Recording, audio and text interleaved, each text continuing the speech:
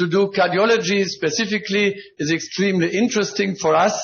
And what we have seen in the past is that there might be some material differences between that what you do with your patients and that what we do with our patients.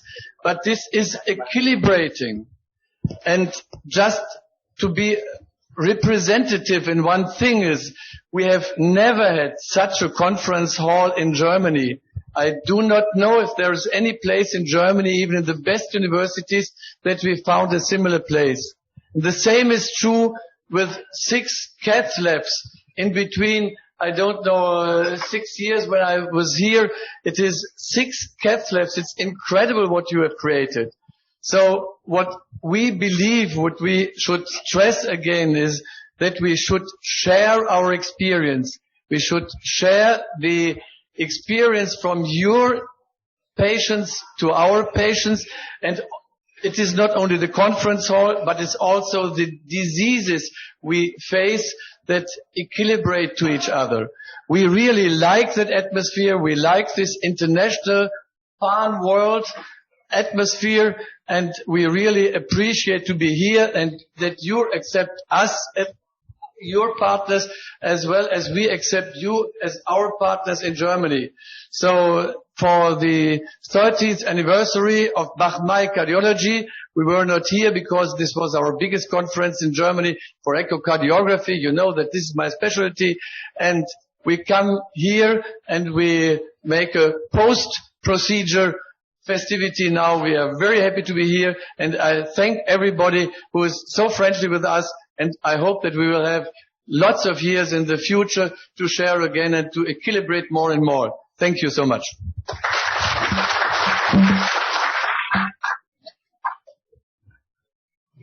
Thank you, Professor Fask. Thank you for the fruitful and wonderful time we had together. And I will talk more about you later on. So this symposium today is so special because it takes place on the occasion of 30th anniversary of the Vietnam Heart Institute. By this occasion, we'd like to honor some German professors who have made great contribution to the development of the Vietnam National Heart Institute and the Vietnam Heart Association as well.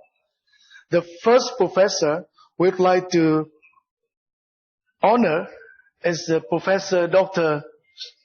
Nguyễn Sĩ Huyên.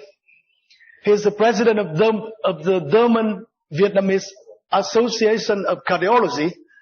Professor Nguyễn Sĩ Huyên has been working for more than 20 years as a bridge connecting the Vietnamese and German Cardiology Society, and supports a lot of Vietnamese cardiologists and students to study, to enhancing their everyday career. There is some pictures showing Professor Nguyễn Sĩ Huyên with Professor ĐωρίTinh, Professor Nguyễn Lân Việt, Professor Phạm Gia Khải during activities he did in Vietnam and in Europe. And there is some important pictures showing the contribution of Professor Nguyễn Sĩ Huyên to the development of the Vietnamese cardiology. And these pictures show some Professor Nguyễn Sĩ Huyên, Professor Han, along together with many Vietnamese students studying in Germany. So we thank Professor Nguyễn Sĩ Huyên very much for his great contribution to the development of the Vietnamese cardiology and the Vietnam Heart Institute in particular. So we would like to invite Professor Phạm Mạnh Hùng, Professor Đỗ Doãn Lợi, former director of the Vietnam Heart Institute, Professor Nguyễn Lân Việt, former director of the Vietnam Heart Institute, to come to the stage. And we would like to invite Dr. Nguyễn Đình Quang on behalf of Professor Nguyễn Sĩ Huyên to receive the honoring certificate. Thank you.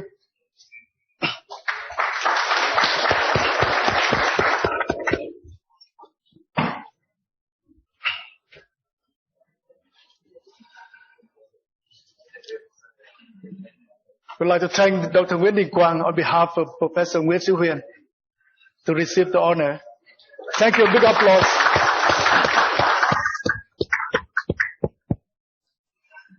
Thank you, professors. Thank you, doctor.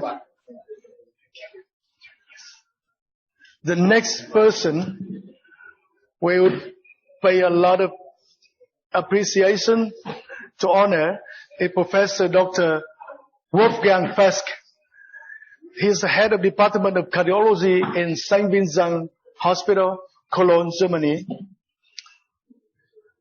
Professor Fesk, we don't have to say more about him. He's a very close friend of mine, very close teacher of mine. He has been in Vietnam for nearly 10 years, supporting again and again and again the development of the Vietnamese Society of Cardiology and the Vietnam Heart Institute. We are very happy to have you here today. Very happy from the bottom of our hearts. And this is a picture showing a lot of activities, teaching activities of Professor Fesk in Hanoi in the Heart Institute. And this showing yesterday workshop, which was very successful in our echocardiography assessments. And he keep teaching a lot of Vietnamese doctors and students for cardiac echocardiography.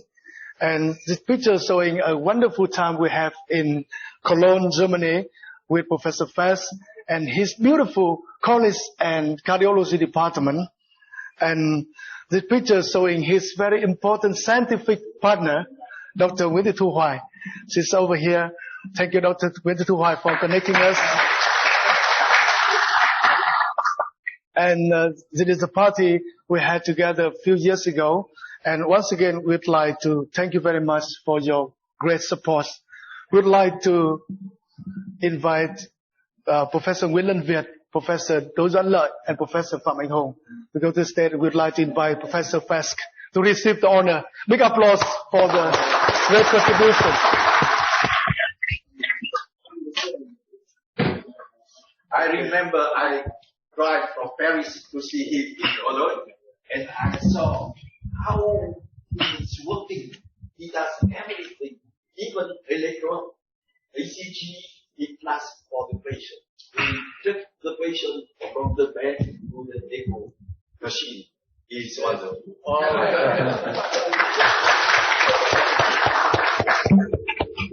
To wearing the glasses to read with our restricted appreciation, we here honors Professor Dr. Wolfgang Fesk in recognition of your continued selfless dedication and support, leading to many valuable contributions and remarkable achievements of Vietnam National Heart Institute. Once again, thank you. Thank you. Thank you once again, Professor Fesk. Thank you, professors.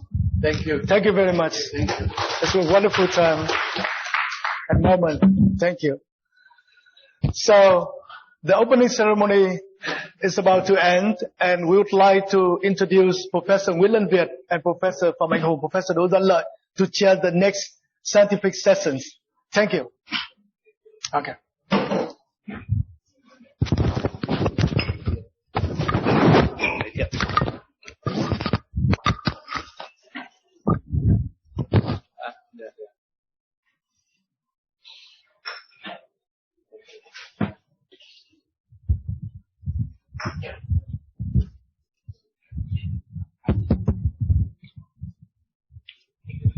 Thưa tất cả các anh em, chúng ta vừa xong cái phần gọi là thủ tục khai mạc rồi, bây giờ chuyển sang cái phần nội dung chuyên môn.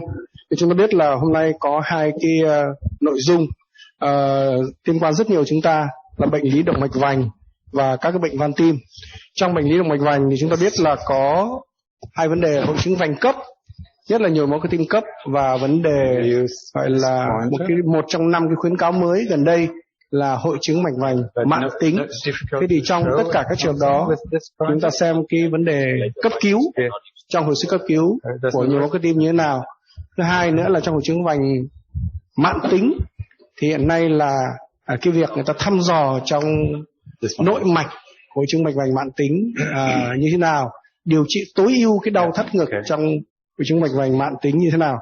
Riêng về bệnh lý van tim có hai vấn đề. Một là cái hẹp động mạch chủ. Xưa nay chúng ta chỉ gặp thấp tim thôi, nhưng càng ngày tuổi thọ người Việt Nam càng cao, và như vậy là cái hẹp động mạch chủ chúng ta gặp càng nhiều.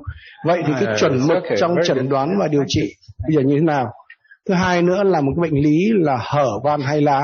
Xương này hẹp hai lá chúng ta giải quyết rất nhiều, nhưng mà hở hai lá mà điều trị bằng tim mạch can thiệp như thế nào, thì đấy là một số các cái nội dung mà các chuyên gia của Cộng hòa Liên bang Đức sẽ giúp chúng ta trong cái buổi hội thảo ngày hôm nay. Và mở đầu chúng tôi xin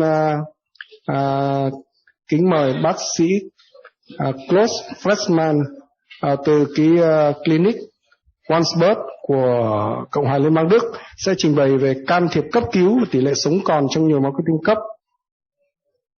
Professor Klaus Fressmann, please. Well, good morning, ladies and gentlemen. Good morning, professors and doctors and students of the Vietnam National Heart Institute. I'm so happy to be there and to have given the opportunity to speak to you. I am an interventional cardiologist in a community hospital in Germany. This is our hospital in the city of Wolfsburg. Very fast moving. So Wolfsburg is a city of about 120,000 inhabitants, and we have the Volkswagen car factory in our city, and our hospital is the only hospital in town.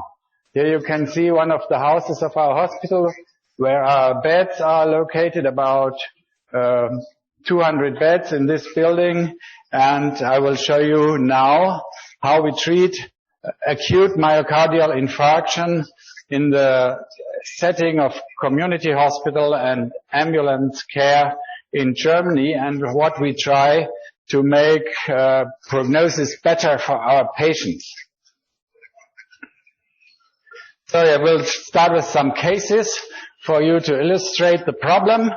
We have a 56-year-old male patient who was working in the car factory of Volkswagen. And as you know, in the factory, they start early to work at 6:50 in the morning. He was already working and he experienced severe chest pain. He had chest pain some days before, but not lasting.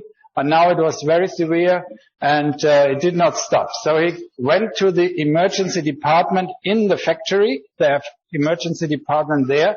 And he arrived there about 10 minutes after onset of his chest pain, and he received an ECG about 15 minutes later. So the ECG you can see here. So if you want, I would like you to comment on this ECG. What can be recognized in this tracing? Is there anybody who wants to comment on it?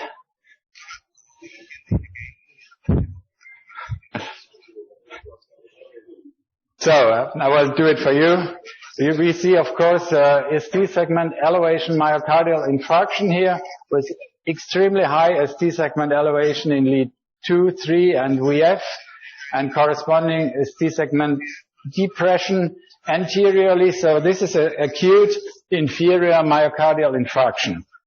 So what they did first medical treatment on site in the factory, and then packed the patient into the ambulance car to bring him to the hospital. I will tell you later about this.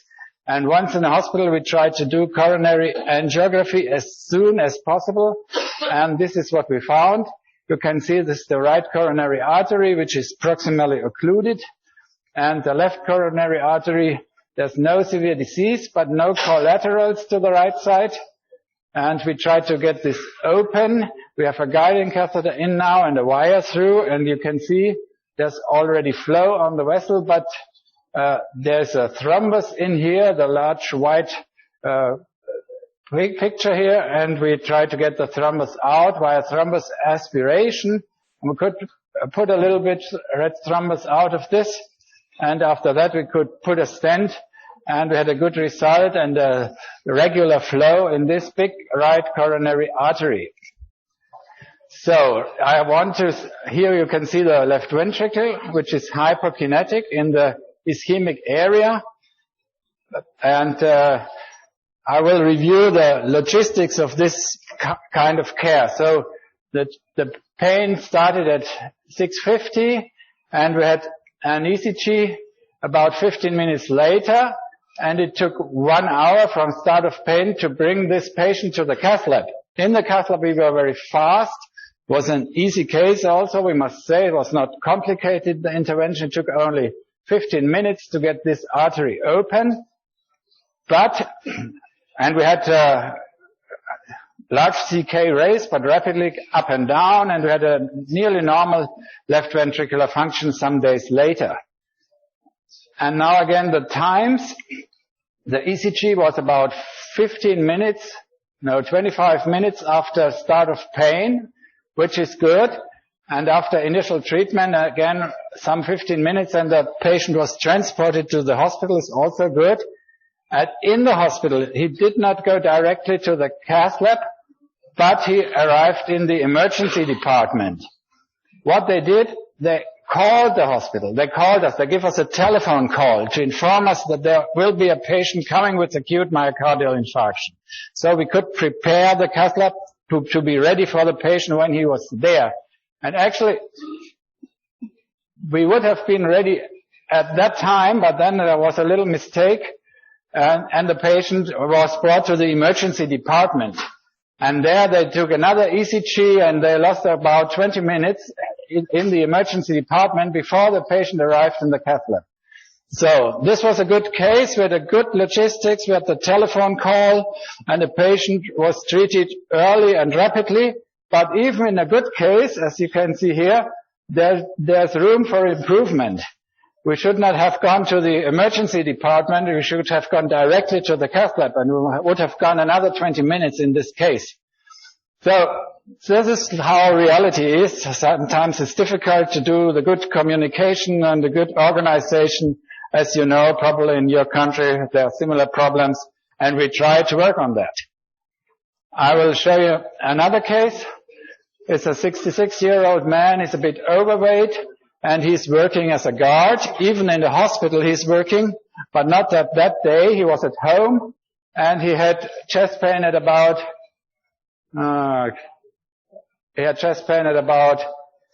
10 in the evening at home, but he did not go to the doctor or to the hospital. He waited, and symptoms deteriorated, and only at 3:40 in the night he arrived in the emergency department. He was in a poor condition. He was sweating, he was tachycard, and the blood pressure was still stable. So probably he was beginning left ventricular decompensation, but it's not proven. There was no X-ray at that time. And then they did the ECG 3 minutes after arrival, which is really good. And the ECG you can see here. So what can we see in this ECG? First we see tachycardia. Second we see it is probably sinus tachycardia because we can see P waves here. And third we see a bundle branch block. It's a right bundle branch block. So can we see myocardial infarction in this ECG? It's very difficult to interpret. There are Q waves in 2, 3 VF, and there's no R wave development in the anterior leads, even Q waves here. So it might be old inferior infarction, it might be old anterior infarction. We don't really know. There's some ST segment elevation. If you look closely here in the V1 and V2, we cannot be sure whether this is myocardial infarction. So the emergency doctor that night, he did not decide to go to cath lab. He waited for the laboratory results to come in. And only 1.5 hours later, we had a high cardiac enzyme with the troponin and the CK. So now it is clear we have some kind of acute myocardial infarction here. And now the cath lab team was activated middle in the night, so they had to come from their home. The nurse and the doctor had to come in. And at the arrival in the cath lab, the patient had deteriorated more, and he was now in cardiogenic shock. And coronary intervention in this patient was difficult. We had difficulty already in the groin to get up to the heart. And then we found the right coronary artery, which has an occlusion in the first part, is discollateralized, this occlusion. So it's a chronic occlusion which has been bridged by these little collaterals. There's some flow down here, but not very optimal, not a good filling in the peripheral of the right coronary artery. But this clearly is a chronic situation, so no acute infarction in the right coronary artery. But left, you can see here, the left anterior descendant artery is proximally occlused. So we have a patient with a chronic occlusion in the right and acute occlusion in the left, which is a very bad situation. And this patient already had lost about 8 hours before coming to the hospital. So now it's a really severe situation. We tried to get this open, which was difficult and took a long time. And after many attempts, we finally reached an open artery. But as you can see, the contraction of the heart is very poor, even with the open artery. And we could not get a stent in here. The result was not stable. And after some time, the artery was re-occluded, and you can see the heart is no longer beating now. So at this point of time, we had to start resuscitation, and we continued under resuscitation to get the artery open. We got some more amelioration here. There's a pacemaker in now. There's mechanical compression with the machine at that time, but we could not stabilize the patient, and he died about 2 hours later. So, in a view on the logistic of this patient, we can say there was a long time from start of symptom to open artery in the cath lab, nearly 10 hours. And even in the hospital, there was a long time when he came to the hospital until we got the artery open, nearly 4 hours. So different time intervals, which were very long and which were bad for this patient to be rescued. So, and just a remark on the guidelines, they say if there's a right bundle branch block, it might be very difficult to detect transmural ischemia, and the suspicion to go to coronary angiography immediately should be high. One last patient is a patient with known coronary artery disease, many stents already placed in former years, and he had chest pain severe and lasting on a Saturday morning. So on Saturday morning, normally there's nobody working in the cath lab. We are at home. And this patient called the emergency car. He was describing typical anginal pain. And the emergency car arrived, and an ECG was done quite quickly, about 30 minutes from the call to the ECG, which is good. And this is the ECG. So what can you see? Anybody see some problem in this ECG? So there are two problems. We have a 30-degree AV block here. This is why the patient has bradycardia. I try to show the P waves, but a bit difficult with the pointer. You can see the P waves. So we have 30-degree AV block, and we have ST segment elevation in the inferior leads. Now this is inferior infarction with the AV block, which is a common complication of inferior infarction. And this ECG shows everything you need to go to treatment. But this ECG there was not a doctor in this ambulance car, only paramedic person, and the paramedic person did not recognize the infarction. So this patient was brought to the hospital, but no telephone call was given. And it was Saturday, so the cath lab team was not on site. And so there was about half an hour missed, and the patient arrived in the emergency department half an hour later in a bad clinical condition, also cardiogenic shock, in bradycardic rhythm disturbances. And it took another 3/4 of an hour, a good half an hour to get the cath lab activated, to get the staff in. So we could do intervention in this patient. You can see right coronary artery occluded, and left coronary artery, there's also severe stenosis in the LAD here. So the contraction of all of the heart is very poor, you can see here. And we did the right coronary artery wire through and a stent, and the colleague, as the patient was still no good blood pressure, the colleague decided, my colleague who did this, to do the LAD also with a stent, which you can see here. And this patient really resurrected. He was in severe shock, very poor condition, and after very few minutes, this patient, the blood pressure stabilized, the AV block disappeared, and the patient had only very small CK rise, as you can see here.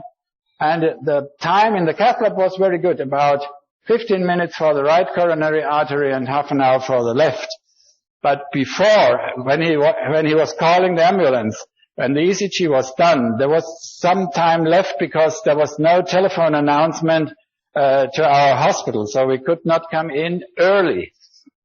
So this patient left the hospital with a normal left ventricle, and he had a very good final result of this life-threatening situation. So we should do routine revascularization of non-infarct-related arteries. Should be done early in the course of sickness, but not necessary in the index procedure, except if the patient is in cardiogenic shock, which was the case here. So we did what the guidelines recommend. And the interpretation, recording has been done, but interpretation has also been done with the ECG. Is crucial to get the patient rapidly treated. So I can show you how much it depends on time. The prognosis and the survival of the patient is largely dependent on the time you need to get the artery open. And we did a large multi-center study in our country with about 50 hospitals participating all over our country, trying to get time shorter. This is the aim of this study. We try to get time shorter from symptoms and first medical contact to open artery. And we can show in more than 20,000 patients here, if you reach the open artery in less than 20 minutes, you can have a mortality of around 4%. But if it takes more than 90 minutes, more than 1.5 hours, mortality rises rapidly. It's threefold now. It's 12% of acute myocardial infarction. So, of course, in this slide you only see time, not the clinical condition. And of course the sicker patients are in this group. Being more sick means it takes longer. And this has been analyzed in detail in this study, which we have published in the European Heart Journal. And we have patients with symptoms, acute STEMI, symptom onset less than 24 hours. And we had about 10 years from 2008 to 2015 to include these patients. There were 20,000 patients with a myocardial infarction, and of those, there were 13,000 who were brought to the hospital to be treated directly with PCI.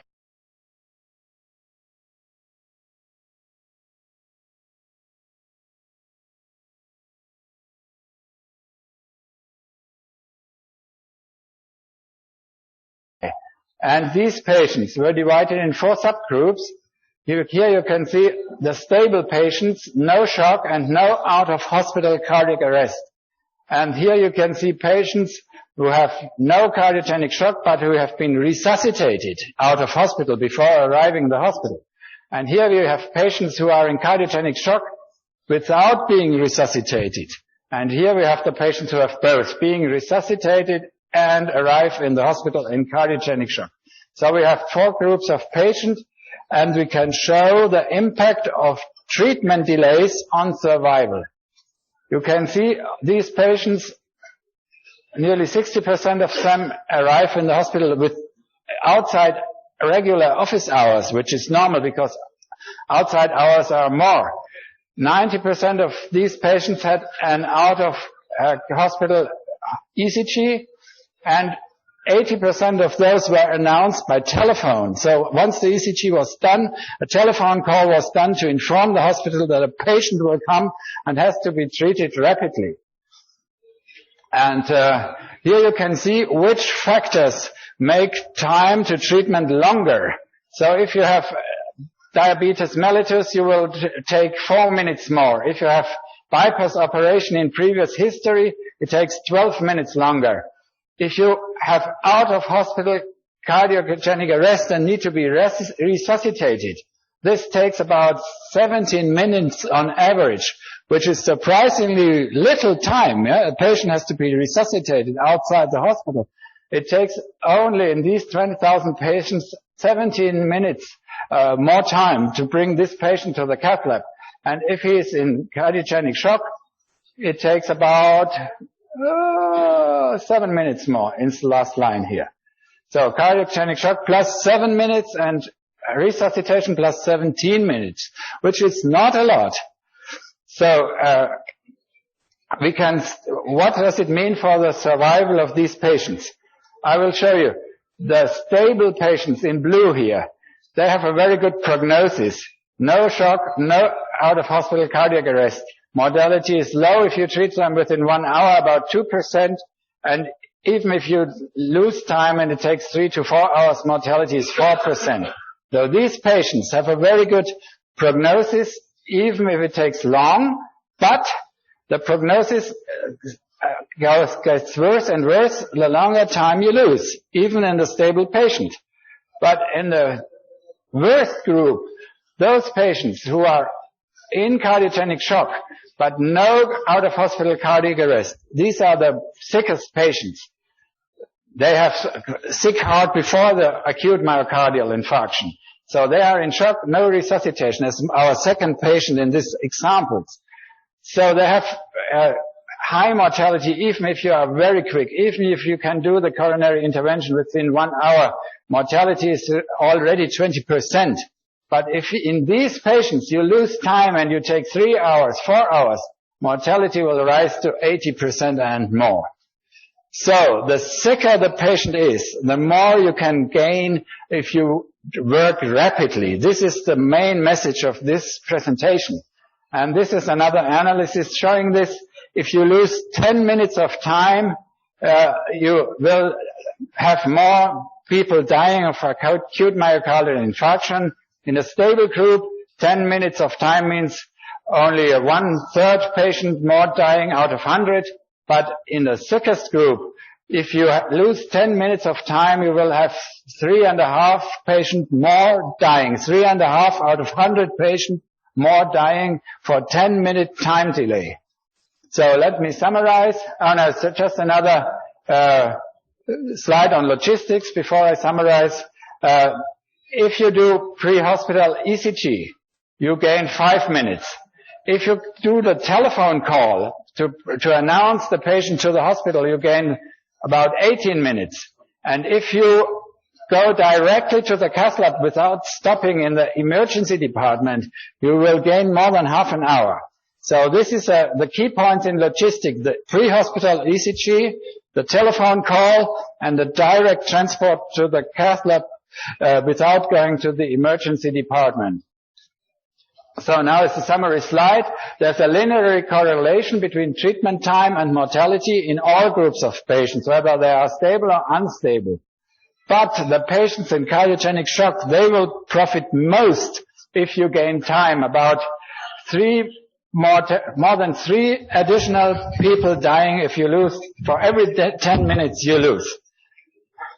And it takes longer to treat these high-risk patients out of hospital. As I told you, about 17 minutes for resuscitation, about 7 minutes for shock treatment.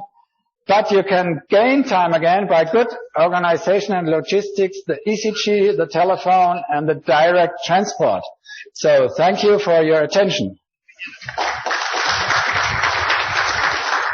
Thank you very much for a very nice presentation of Dr. Klaus Fleischmann. Xin rất là cảm ơn phần trình bày của bác sĩ Klaus Fleischmann. Có lẽ là chúng ta cứ tiếp tục rồi đến cái phần thảo luận chúng ta sẽ chuyển phía sau. Thank you. Thank you very much. Okay.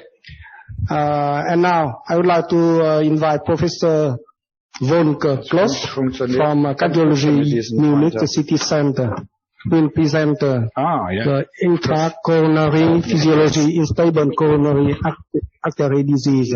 Why and when?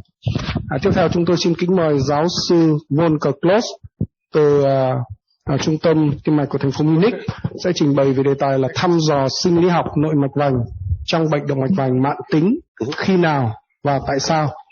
Professor Volker Klaus, please. Okay, thank you, dear chairpersons, dear Chairman, Professor Fung, Professor Nguyen. I would like to introduce myself first. I'm not Professor Klaus.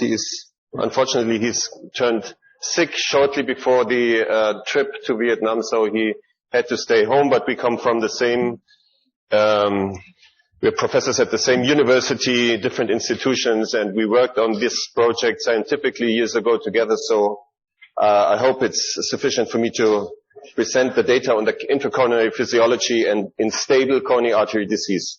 When to do it and why should we do it. I'll also start with two cases. One is a female patient, diabetic, normal LV function, typical angina, with a positive stress test due to angina. This is the coronary angio to which she was, can we point? This is the pointer? Oh, okay.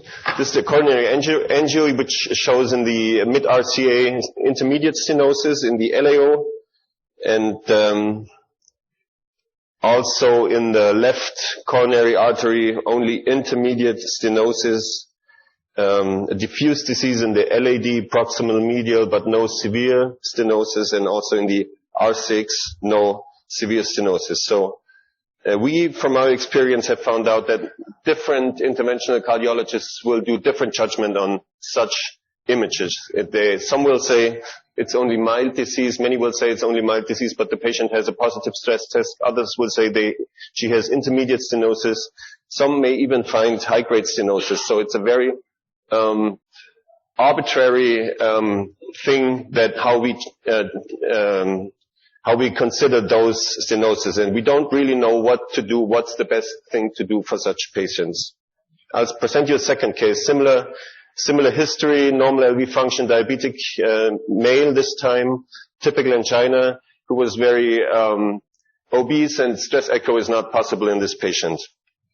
He has a RCA that looks like this. In the distal part, before the crux, you have some disease. This is the image in the RAO projection. Also the right ventricular posterior branch is a bit diseased. You have the left coronary artery, which has mid-disease in the mid-LAD, but no real severe stenosis again in these projections, especially in this projection, cranial RAOD mid-LAD doesn't impress very much. And you have a circumflex artery with an obtuse marginal branch, which has some disease, but it's not really clear where the symptoms come from in these patients. So again, the question is, how severe are the stenosis? Which is the one that we need to treat? Which is the one, when we treat, that helps the patients? I will remind you of the fact that we have very many data, Courage study, which said that treatment of intermediate stenosis is not better than optical medical treatment if we don't put it on a better basis. So what is a good basis for intervening stable patients? We all know that ischemia drives the outcome after coronary stenting. This has been known since 1997 in a ischemia SPECT study by Iskander, and it has been repeated many times, for example, also on the right, where you can see that if patients have ischemia or angina and ischemia, which are the lower two curves, the outcome is really worse, not if they have angina demo. So how can we assess ischemia? You all know that there's different methods. We have the stress ECG, we have a stress echo, we have another functional method in imaging, which are SPECT or perfusion MRI techniques. And then we have in normally anatomical method in the coronary CT, we can deduct, and also in FFR, which is, in my opinion, not used very much. Invasively, except for doing this CT-derived things, we can do Doppler measurements, the coronary flow reserve, and we can measure the pressure gradient over stenosis, which is the so-called pressure wire method that I will talk about now. How does it work? You have a coronary wire, which on its tip has a sensor, which is a bit proximal to the tip, actually the pressure sensor, which you can put distally to the stenosis and assess perfusion pressure there. The principle is that you put the wire distal and you measure the pressure, which is actually aortic pressure, proximally and distally. So the aortic pressure will be PA, it's a systolic pressure, and the distal pressure will be PD. And you make a gradient between those two under hyperemia. And if you induce hyperemia in the vessel, then will be a reserve, a fractional flow reserve. So the value we call the FFR in this case. The normal gradient is just called the resting gradient. We don't call it FFR. If you do that, you'll show the pressure images as seen in the right below here. The blue curve will be distal, and it decreases over a severe stenosis upon ischemia induction. This is an extreme example. Of course, in such a stenosis, few people would really make an ischemia testing. But if you have almost occluded right coronary artery and you put the pressure via distal, and that's the blue curve here, upon advancement through the stenosis, the pressure drops, and it almost gives a pressure like a ventricular pressure. And this is a sign of severe stenosis. Now, what is the cutoff point for severe stenosis in FFR measurement? We know from several prior studies that one was the so-called defer study, that once the gradient drops below 0.8, that means 20% less than normal. Normal would be 100%, 1.0. Once you drop with the gradient below 0.8, then you have a relevant pressure drop, which is prognostically significant, and this has been confirmed in the so-called FAME study, which you certainly know, the fractional flow reserve versus angiography for guiding PCI. This has been second to the COURAGE study, which had been negative, as you may know, which has tested FFR versus optical medical treatment.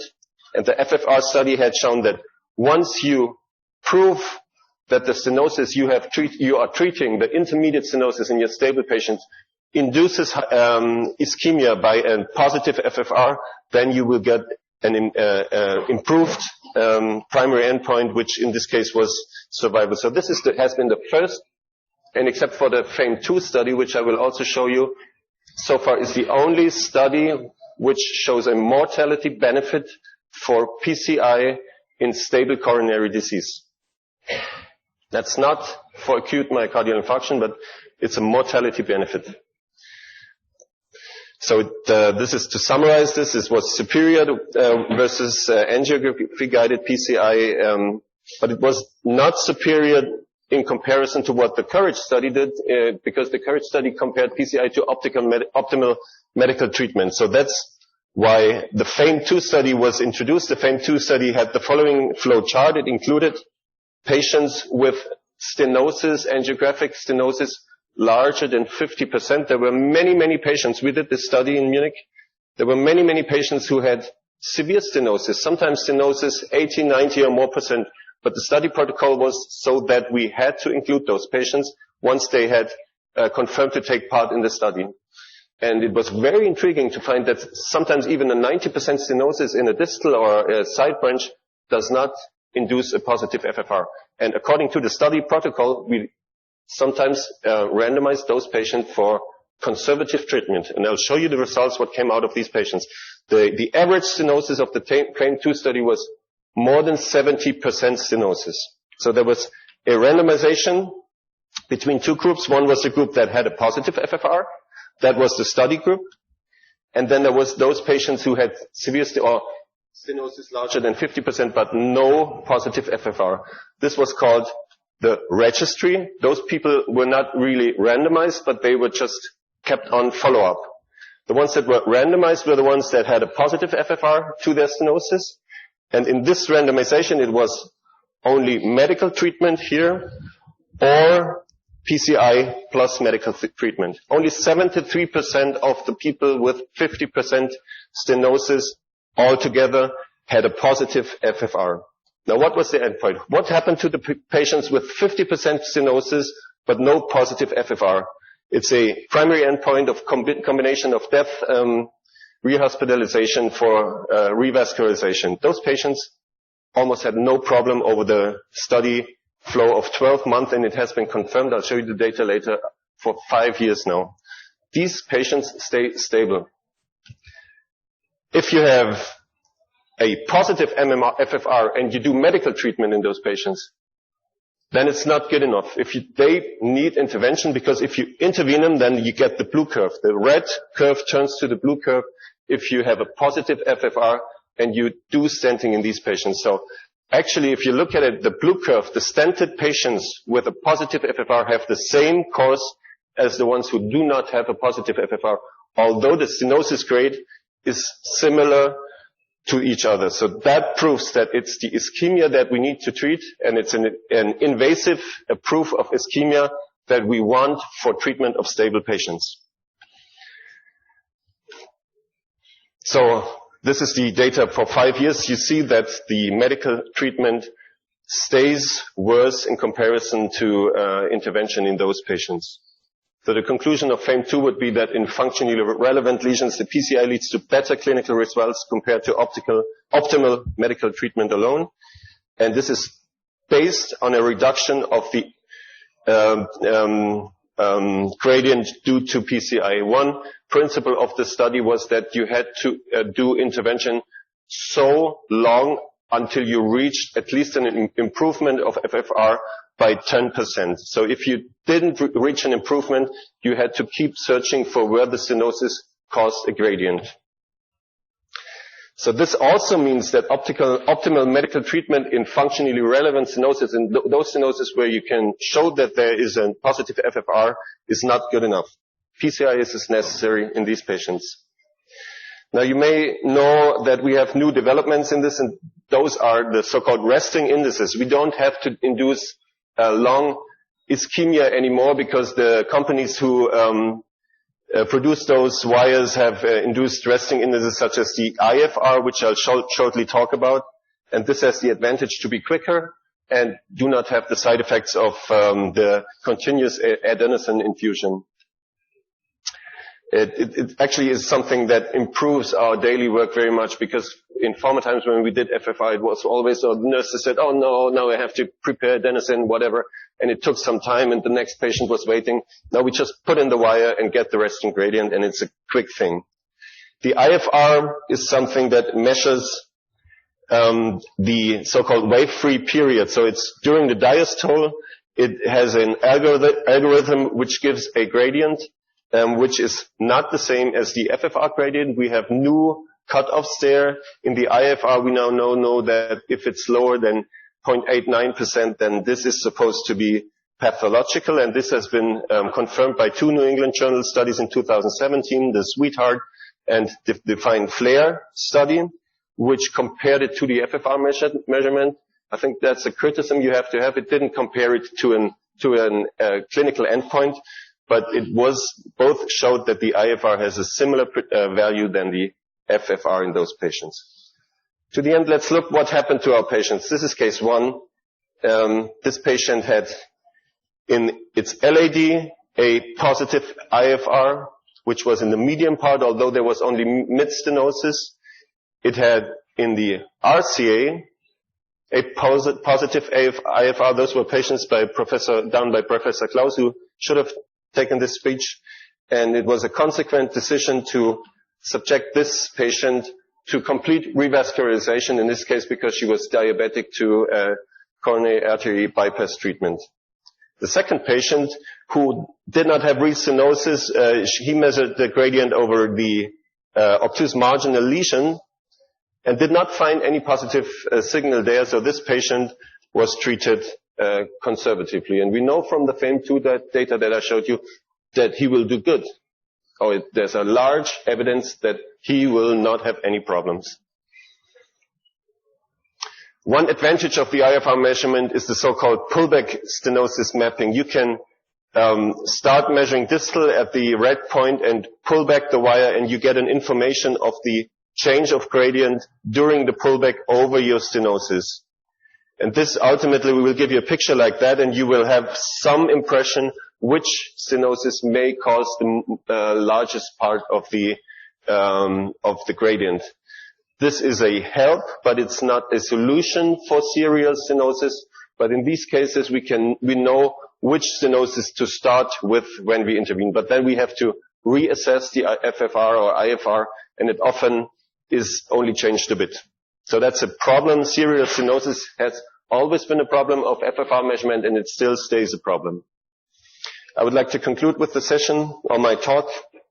The functional testing of ambiguous lesions is very important, and in the cath lab we know that FFR guided PCI due to functional proof of ischemia is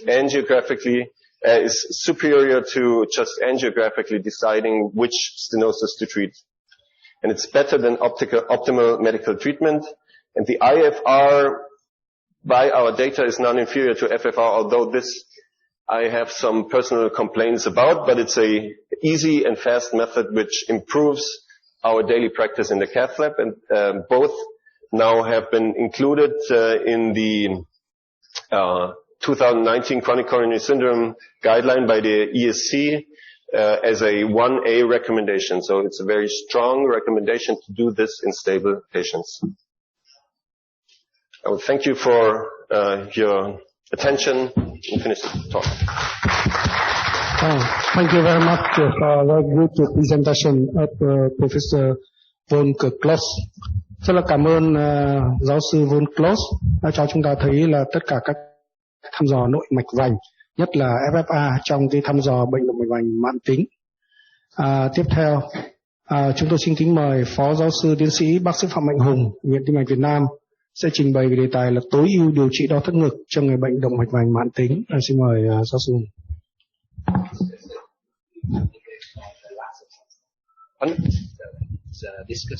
The discussion after. Yeah.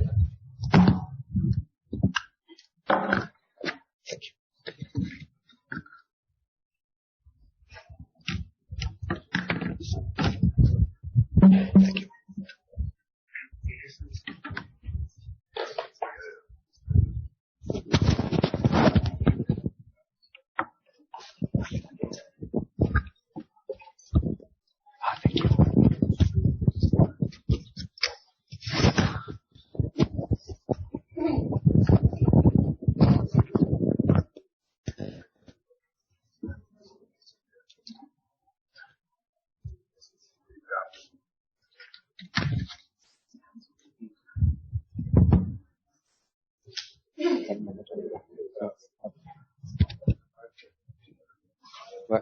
Sorry, I speak in Vietnamese for my colleagues.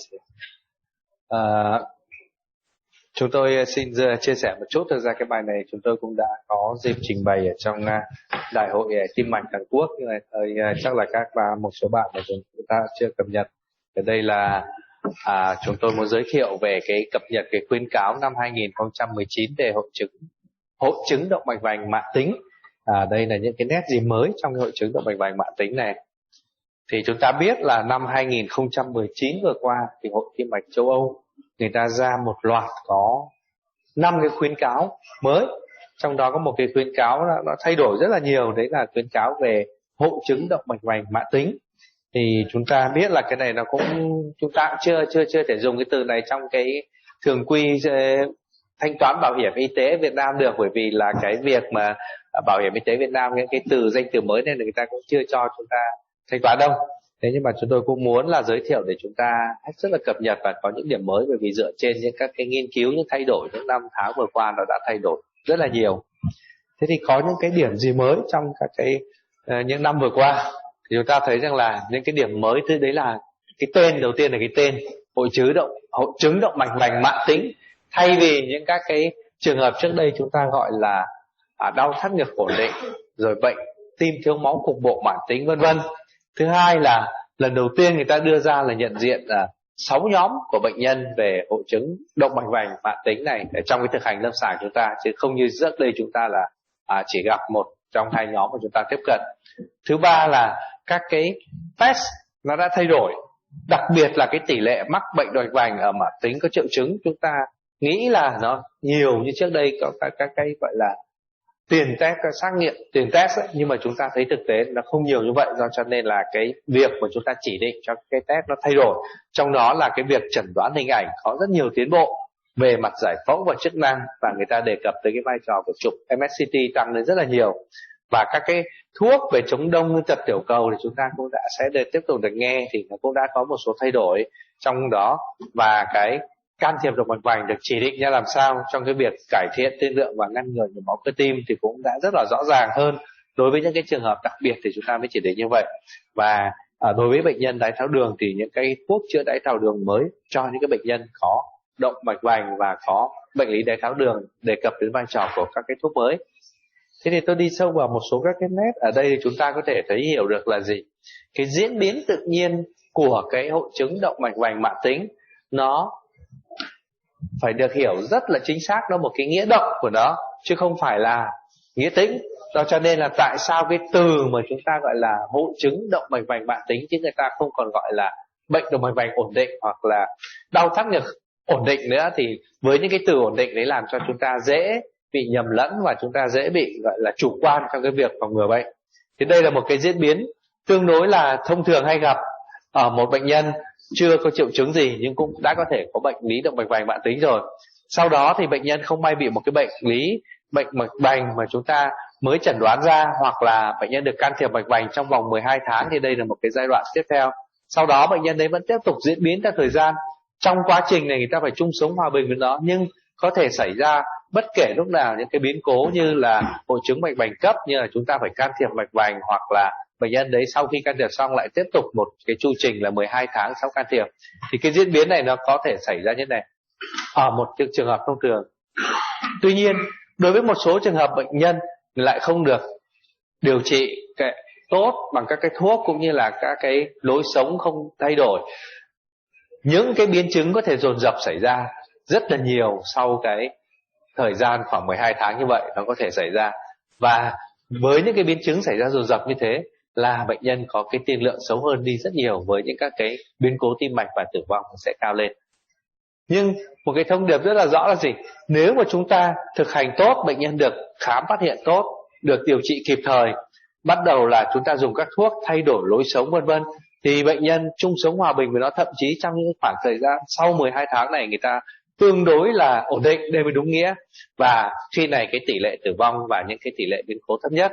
Ở đây thông điệp là gì? Hết sức là rõ ràng là diễn biến của cái bệnh lý hội chứng động mạch vành mãn tính này nó là diễn biến động, nó có thể đảo ngược được nếu chúng ta hoàn toàn chúng ta chăm sóc và giữ gìn bệnh nhân một cách hợp lý, cũng như là cái thái độ của bệnh nhân trong cái việc uống thuốc men điều trị và cái bệnh nhân thực hành tốt các cái công tác phòng ngừa. Thì đấy là những cái vấn đề hết sức quan trọng để chúng ta có thể hiểu được. Cái nét mới thứ hai là lần đầu tiên người ta cũng đưa ra là 6 nhóm bệnh nhân để chúng ta nhận định cái bệnh cảnh lâm sàng của chúng ta là một bác sĩ chúng ta hay gặp trong lâm sàng như thế nào. Thứ nhất là một trường hợp mà chúng ta hay gặp trước đây là cái trường hợp điển hình là bệnh nhân có những cái triệu chứng đau thắt ngực hoặc là có khó thở mới xuất hiện, thì chúng ta phải khám xem người đó có bị bệnh động mạch vành hay không. Cái này thì dễ hiểu rồi. Nhưng mà cái nhóm nhận định thứ hai là cái nhóm bệnh nhân chúng ta gặp là bệnh nhân mới khởi phát triệu chứng suy tim hoặc suy giảm chức năng thất trái, và chúng ta cần phải nghi ngờ bệnh động mạch vành, nhất là những người yếu tố nguy cơ cao, tự nhiên bệnh nhân suy tim, khó thở, chức năng thất trái giảm thì cũng phải nghĩ tới bệnh mạch vành. Nhóm bệnh nhân thứ ba là chính là cái nhóm mà trong vòng 12 tháng đấy, là những bệnh nhân có tiền sử đã mắc hội chứng vành cấp hoặc được tái thông mạch vành trong vòng 12 tháng. Thì cái này cũng dễ hiểu rồi, chắc chắn được chẩn đoán rồi. Thì nhóm bệnh nhân thứ tư là trên 12 tháng, có nghĩa là vẫn tiếp tục diễn tiến như vậy và đến thăm khám lại chúng ta và chúng ta phòng ngừa. Nhưng đây là hai cái nhóm người ta cũng lần đầu tiên người ta cũng đưa ra rất là rõ ràng là những bệnh nhân đau ngực ngầm nghi do bệnh lý vi mạch hoặc là co thắt mạch vành, khi mà bệnh nhân này đã được chụp mạch vành và chẩn đoán là không có hẹp động mạch vành lớn đáng kể, mà bệnh nhân vẫn có những triệu chứng đau thắt ngực. Và đặc biệt là một nhóm bệnh nhân là cuối cùng là cái nhóm bệnh nhân đến với chúng ta, người ta có rất nhiều nguy cơ, hoàn toàn không có triệu chứng gì, đi khám sàng lọc phát hiện ra bệnh lý động mạch vành. Ví dụ như một trường hợp bệnh nhân 50-60 tuổi bị đái tháo đường đã lâu, vẫn đi lại được bình thường nhưng vẫn hút thuốc lá, tăng huyết áp vân vân, và đi khám người ta sàng lọc phát hiện ra bệnh nhân hẹp 3 thân động mạch vành, nó trường hợp hẹp 60, 70, 80, thậm chí là 90%. Thì đây là một loạt các cái mà chúng ta 6 cái trường hợp của chúng ta hay thường gặp trên lâm sàng. Đấy là cái nét mới thứ hai người ta đưa ra trong cái nhận định của cái khuyến cáo năm nay. Và sau đó nét mới thứ ba là chúng ta là các bước tiếp cận chẩn đoán bệnh lý động mạch vành. Thì nó có gì khác biệt?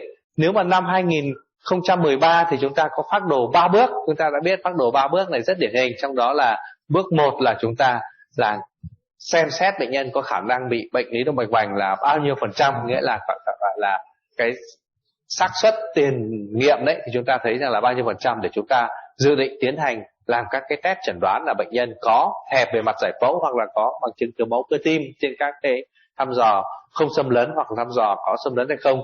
Và sau đó chúng ta mới điều trị nội khoa tối ưu, đánh giá nguy cơ, và cái bước 3 là chúng ta mới có tiếp tục tiến hành là chụp và can thiệp động mạch vành. Thế nhưng mà năm 2019 vừa qua, cái hội khuyến cáo vừa qua thì nó lại là tiếp cận 6 bước. Trong đó nó đề ra rất rõ ràng. Đầu tiên là cái bước 1 là chúng ta trước một cái bệnh nhân, chúng ta trong cái nhóm định dạng như trên, thì chúng ta trong 6 nhóm như trên, chúng ta đặc biệt ở nhóm 1 khi có triệu chứng đau thắt ngực hoặc bệnh nhân khó thở thì chúng ta phải xác định ngay bệnh nhân này có hội chứng mạch vành cấp hay không, thì để chúng ta xử trí theo phác đồ đã. Nếu không thì chúng ta sẽ đánh giá tiếp các bệnh lý đi kèm với chất lượng cuộc sống. Ví dụ như bệnh nhân là có bệnh lý đi kèm giai đoạn cuối của ung thư rồi, thì cái việc mà chúng ta cố đi tìm cái động mạch vành này thì nó không có ý nghĩa gì. Hay nói cách khác, khi đó cái chỉ định tái tiêu máu mạch vành nó không mang lại lợi ích gì, thì chúng ta chỉ điều trị nội khoa, không cần quá đi sâu vào những cái việc tìm hiểu nữa. Nếu không thì chúng ta sẽ tiếp tục đi tìm là bước 3 là cho làm một số các cái xét nghiệm cơ bản thôi, ví dụ như điện tâm đồ, xét nghiệm máu cơ bản, X-quang, siêu âm tim. Và trong đó nếu chúng ta thấy là bệnh nhân có suy giảm chức năng thất trái thì chúng ta cũng cần phải đánh giá động mạch vành ở bệnh nhân suy tim. Còn bước 4 là đối với những cái nhóm là không loại trừ cho 3 cái nhóm trên rồi, mà những bệnh nhân có đau ngực và khó thở mới xuất hiện, thì chúng ta cần phải làm gì? Chúng ta cần phải là đánh giá cái khả năng là xuất hiện bị bệnh động mạch vành, gọi là xác suất tiền nghiệm. Thì cái xác suất tiền nghiệm này chúng ta đã biết được trước là dựa trên cái triệu chứng đau thắt ngực điển hình, dựa trên cái bệnh nhân là tuổi và giới để chúng ta quyết định là bệnh nhân là có khả năng mắc bệnh động mạch vành bao nhiêu. Trong đó nếu mà chúng ta thấy là các cái nguyên nhân mà cái xác suất tiền nghiệm nó rất là thấp thì chúng ta nên không nghĩ đến mạch vành, nên đi nguyên nhân khác. Còn nếu mà cái xác suất tiền nghiệm này ở mức vừa đến cao thì chúng ta mới tiếp tục khởi động cái sang bước số 5. Thì bước số 5 này nó có một số các cái vấn đề khác là gì? Cái bước số 5 này thì chúng ta ước tính cái khả năng mắc bệnh động mạch vành là từ thấp đến cao để chúng ta quyết định cái lựa chọn các cái phương án chúng ta chẩn đoán bệnh lý động mạch vành. Nếu cái xác suất tiền nghiệm này là tương đối thấp thì nên lựa chọn chụp cắt lớp động mạch vành. Nếu xác suất tiền nghiệm này nó là tương đối cao thì chúng ta ưu tiên các cái chẩn đoán hình ảnh khác về thiếu máu cơ tim. Ví dụ như là năm nay người ta ưu tiên hơn là các cái siêu âm gắng sức hoặc là chụp cộng hưởng từ gắng sức để chúng ta lựa chọn cái phương án để chúng ta chẩn đoán xác định bệnh lý mạch vành. Tuy nhiên ở đây người ta có một cái vấn đề là việc lựa chọn này phải dựa trên cái khả năng mắc bệnh của mạch vành đã, nhưng còn dựa trên cái kinh nghiệm cả cơ sở vật chất y tế của cái chỗ đó để chúng ta quyết định lựa chọn. Còn những cái trường hợp mà cái nguy cơ nó đã rất cao rồi thì chúng ta có quyền chỉ định chụp động mạch vành qua da, hoặc là có thể làm các cái thăm dò sinh lý động mạch vành như chúng ta cũng vừa được nghe giáo sư Clark vừa nói là chúng ta có thể thăm dò FFA. Và sau đó, sau khi mà chúng ta đã xác định được bệnh nhân mắc động mạch vành rồi thì chúng ta bước sang bước 6 là điều trị dựa trên các cái triệu chứng và các cái nguy cơ biến cố có thể xảy ra. Thì đây là các cái nét mà chúng ta thấy được là rất là đặc biệt của năm vừa qua. Trong đó người ta nói tới là cái việc mà có sự giảm thay đổi xác suất tiền nghiệm từ năm 2013 đến năm 2019 có đã sự thay đổi khá là nhiều. Ở đây chúng ta thấy là những năm 2013 là cái màu xanh xanh này và năm 2019 là cái màu vàng vàng này, thì thấy trong cái thực tế kể cả ở đàn ông và đàn bà, ở đây cái thực tế là chúng ta dựa trên một cái xét nghiệm, chúng ta dựa trên cái mức độ đau ngực điển hình hay không điển hình. Tuổi giới thì trước đây chúng ta ước lượng cái nguy cơ mạch vành nó hơi bị vống lên cao quá, nhưng trong thực tế thì cái nguy cơ động mạch vành thực tế mà chúng ta sàng lọc thì nó thấp hơn chứ không hoàn toàn giống như là cái xét nghiệm chúng ta ước lượng trước đây. Do đó nếu mà chúng ta có thể nhìn thấy là gì, năm nay thì người ta dựa trên là cái tính chất đau thắt ngực điển hình hay không điển hình. Thứ hai là lần đầu tiên người ta đưa ra cái triệu chứng khó thở được coi như là một cái dấu hiệu chỉ điểm để chúng ta ước lượng khả năng bệnh lý động mạch vành. Và cái ước lượng này nó thấp hơn mọi năm một chút, chúng ta thấy là cái tỷ lệ nó sẽ thấp hơn. Ví dụ một người 50 tuổi mà có đau ngực điển hình ở nam giới thì cái khả năng tiền nghiệm bị bệnh này là 32%. Hoặc là người đó khó thở thì cái khả năng bị mắc bệnh động mạch này là khoảng chúng ta đây là thấy khoảng 20% để chúng ta thấy nó có rất là rõ ràng là như vậy. Nhưng ở đây chúng ta cần phải nhớ là cái ngưỡng để chúng ta quyết định các cái test chẩn đoán nó cũng thấp xuống. Với cái màu xanh xanh thẫm này là đã tương đối là cao rồi, còn màu xanh nhạt này là cái mức độ nó vừa, thì chúng ta cần phải làm các cái chẩn đoán hình ảnh. Còn cái màu xanh rất là nhạt này thì cái mức độ là thấp, thì chúng ta có thể đi tìm hiểu các cái nguyên nhân khác. Thì dựa trên cái việc là có tuổi giới, có triệu chứng đau thắt ngực điển hình hay không điển hình, và cái triệu chứng khó thở hay không, để chúng ta quyết định là cái khả năng tiền test có mắc bệnh động mạch vành bao nhiêu. Sau đó chúng ta lại phải hiệu chỉnh một tí dựa trên các cái khả năng mắc bệnh động mạch vành sẽ giảm đi nếu điện tâm đồ gắng sức của bệnh nhân này bình thường, hoặc là trên chụp SCT không có vôi hóa, thì cái mức độ này nó sẽ giảm đi. Còn ngược lại, nếu mà bệnh nhân có nhiều yếu tố nguy cơ động mạch vành, có thay đổi điện tâm đồ gắng sức lại bất thường, hoặc là có vôi hóa động mạch vành, thì khả năng bệnh mạch vành bệnh nhân này cao hơn. Ví dụ quay lại ở đây thì chúng ta thấy ví dụ là một người, ví dụ như là nam giới mà 50 tuổi, đau thắt ngực điển hình là 32% chúng ta ước lượng, nhưng bệnh nhân này là gắng sức âm tính và vôi hóa âm tính, thì chúng ta lại phải giảm cái của nó xuống là cái mức nó thấp hơn, là chứ không phải là cao như vậy. Ngược lại, nếu mà một cái người mà trước đó chúng ta ước tính cái khả năng mắc động mạch vành là chỉ có 10% thôi chẳng hạn, ví dụ một người 45 tuổi, nữ giới đau ngực điển hình là 10%, nhưng gắng sức lại dương tính hoặc là có vôi hóa, thì cái ước lượng của người này nó phải tăng thêm thành 20-30% chứ không phải là 10% nữa. Thì đấy là cái cách tính của chúng ta để chúng ta quyết định là có hai cái yếu tố, đây là khả năng tiền test và cuối cùng là cái khả năng mắc bệnh động mạch vành dựa trên hiệu chỉnh các cái yếu tố nguy cơ đó đi kèm. Mà do đó cho nên là người ta đưa ra một cái phác đồ là để chúng ta lựa chọn các phương án chẩn đoán. Ví dụ một, chúng ta sẽ ưu tiên với những cái nguy cơ mắc bệnh động mạch vành thấp, tình trạng bệnh nhân cho phép và cái kinh nghiệm cơ sở vật chất đó là của cơ quan đó là tốt, của trung tâm đó là tốt, thì chúng ta nên ưu tiên chụp các lớp vi tính động mạch vành. Nhưng nếu mà trường hợp là nguy cơ mắc bệnh động mạch vành chúng ta đã thấy là cao và cái kinh nghiệm cơ sở cho phép, thì chúng ta lại ưu tiên các thăm dò không xâm lấn về hình ảnh chẩn đoán động mạch vành. Và khi đã chẩn đoán được bệnh mạch vành, bao giờ cũng bắt đầu bằng điều trị nội khoa tối ưu. Nếu bệnh nhân vẫn còn tồn tại triệu chứng thì chúng ta cũng phải xem xét là có bệnh lý vi mạch không trước khi chúng ta chỉ định chụp động mạch vành qua da. Còn chỉ định chụp động mạch vành qua da được quyền khi mà chúng ta đã điều trị nội khoa tối ưu rồi, hoặc là bệnh nhân nguy cơ rất là cao, thì chúng ta được quyền động mạch vành, chụp động mạch vành qua da. Và khi chụp động mạch vành qua da thì chúng ta mới quyết định là trường hợp này sẽ điều trị nội khoa, trường hợp này cần phải tiếp tục đánh giá chức năng, ví dụ đo FFA, hoặc là nếu thấy đã hẹp trên 90% rồi thì chúng ta có thể tái thông động mạch vành ngay. Và nếu không thì chúng ta phải đánh giá đo FFA mà nó có giảm tới máu đáng kể thì chúng ta cũng phải khi đó chúng ta mới quyết định điều trị là tái thông động mạch vành hay không. Ở đây thì chúng ta thấy tại sao là người ta thấy rằng là các cái phương tiện chẩn đoán nó có thay đổi, vai trò của điện tâm đồ gắng sức trong chẩn đoán cũng như loại trừ bệnh lý mạch vành đã bị giảm, nhưng nó vẫn giữ cái vai trò để trong cái ước tính là cái khả năng gắng sức của bệnh nhân. Nhưng cái vai trò của chụp các lớp vi tính đã tăng cao lên rất nhiều trong cả rule in rule out, là trong cả chẩn đoán cũng như loại trừ.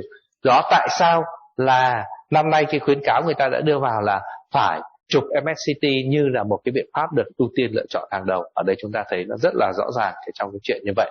Đây chúng ta thấy là tại sao cái điện tâm đồ gắng sức trong khả năng chẩn đoán bệnh lý động mạch vành so sánh với cái chụp động mạch vành thì chúng ta thấy rằng là cái khả năng chẩn đoán xác định cũng như khả năng loại trừ nó khá là thấp, và do đó cho nên là nó hiện nay chỉ còn được ưu tiên lựa chọn để đánh giá cái khả năng gắng sức của bệnh nhân, đánh giá triệu chứng, rối loạn nhịp, cái đáp ứng với các cái huyết áp vân vân, chứ còn cái khả năng để chẩn đoán loại trừ hay là chẩn đoán của bệnh lý động mạch vành nó không còn được đề cao như trước nữa, để chúng ta thấy rất là rõ như vậy.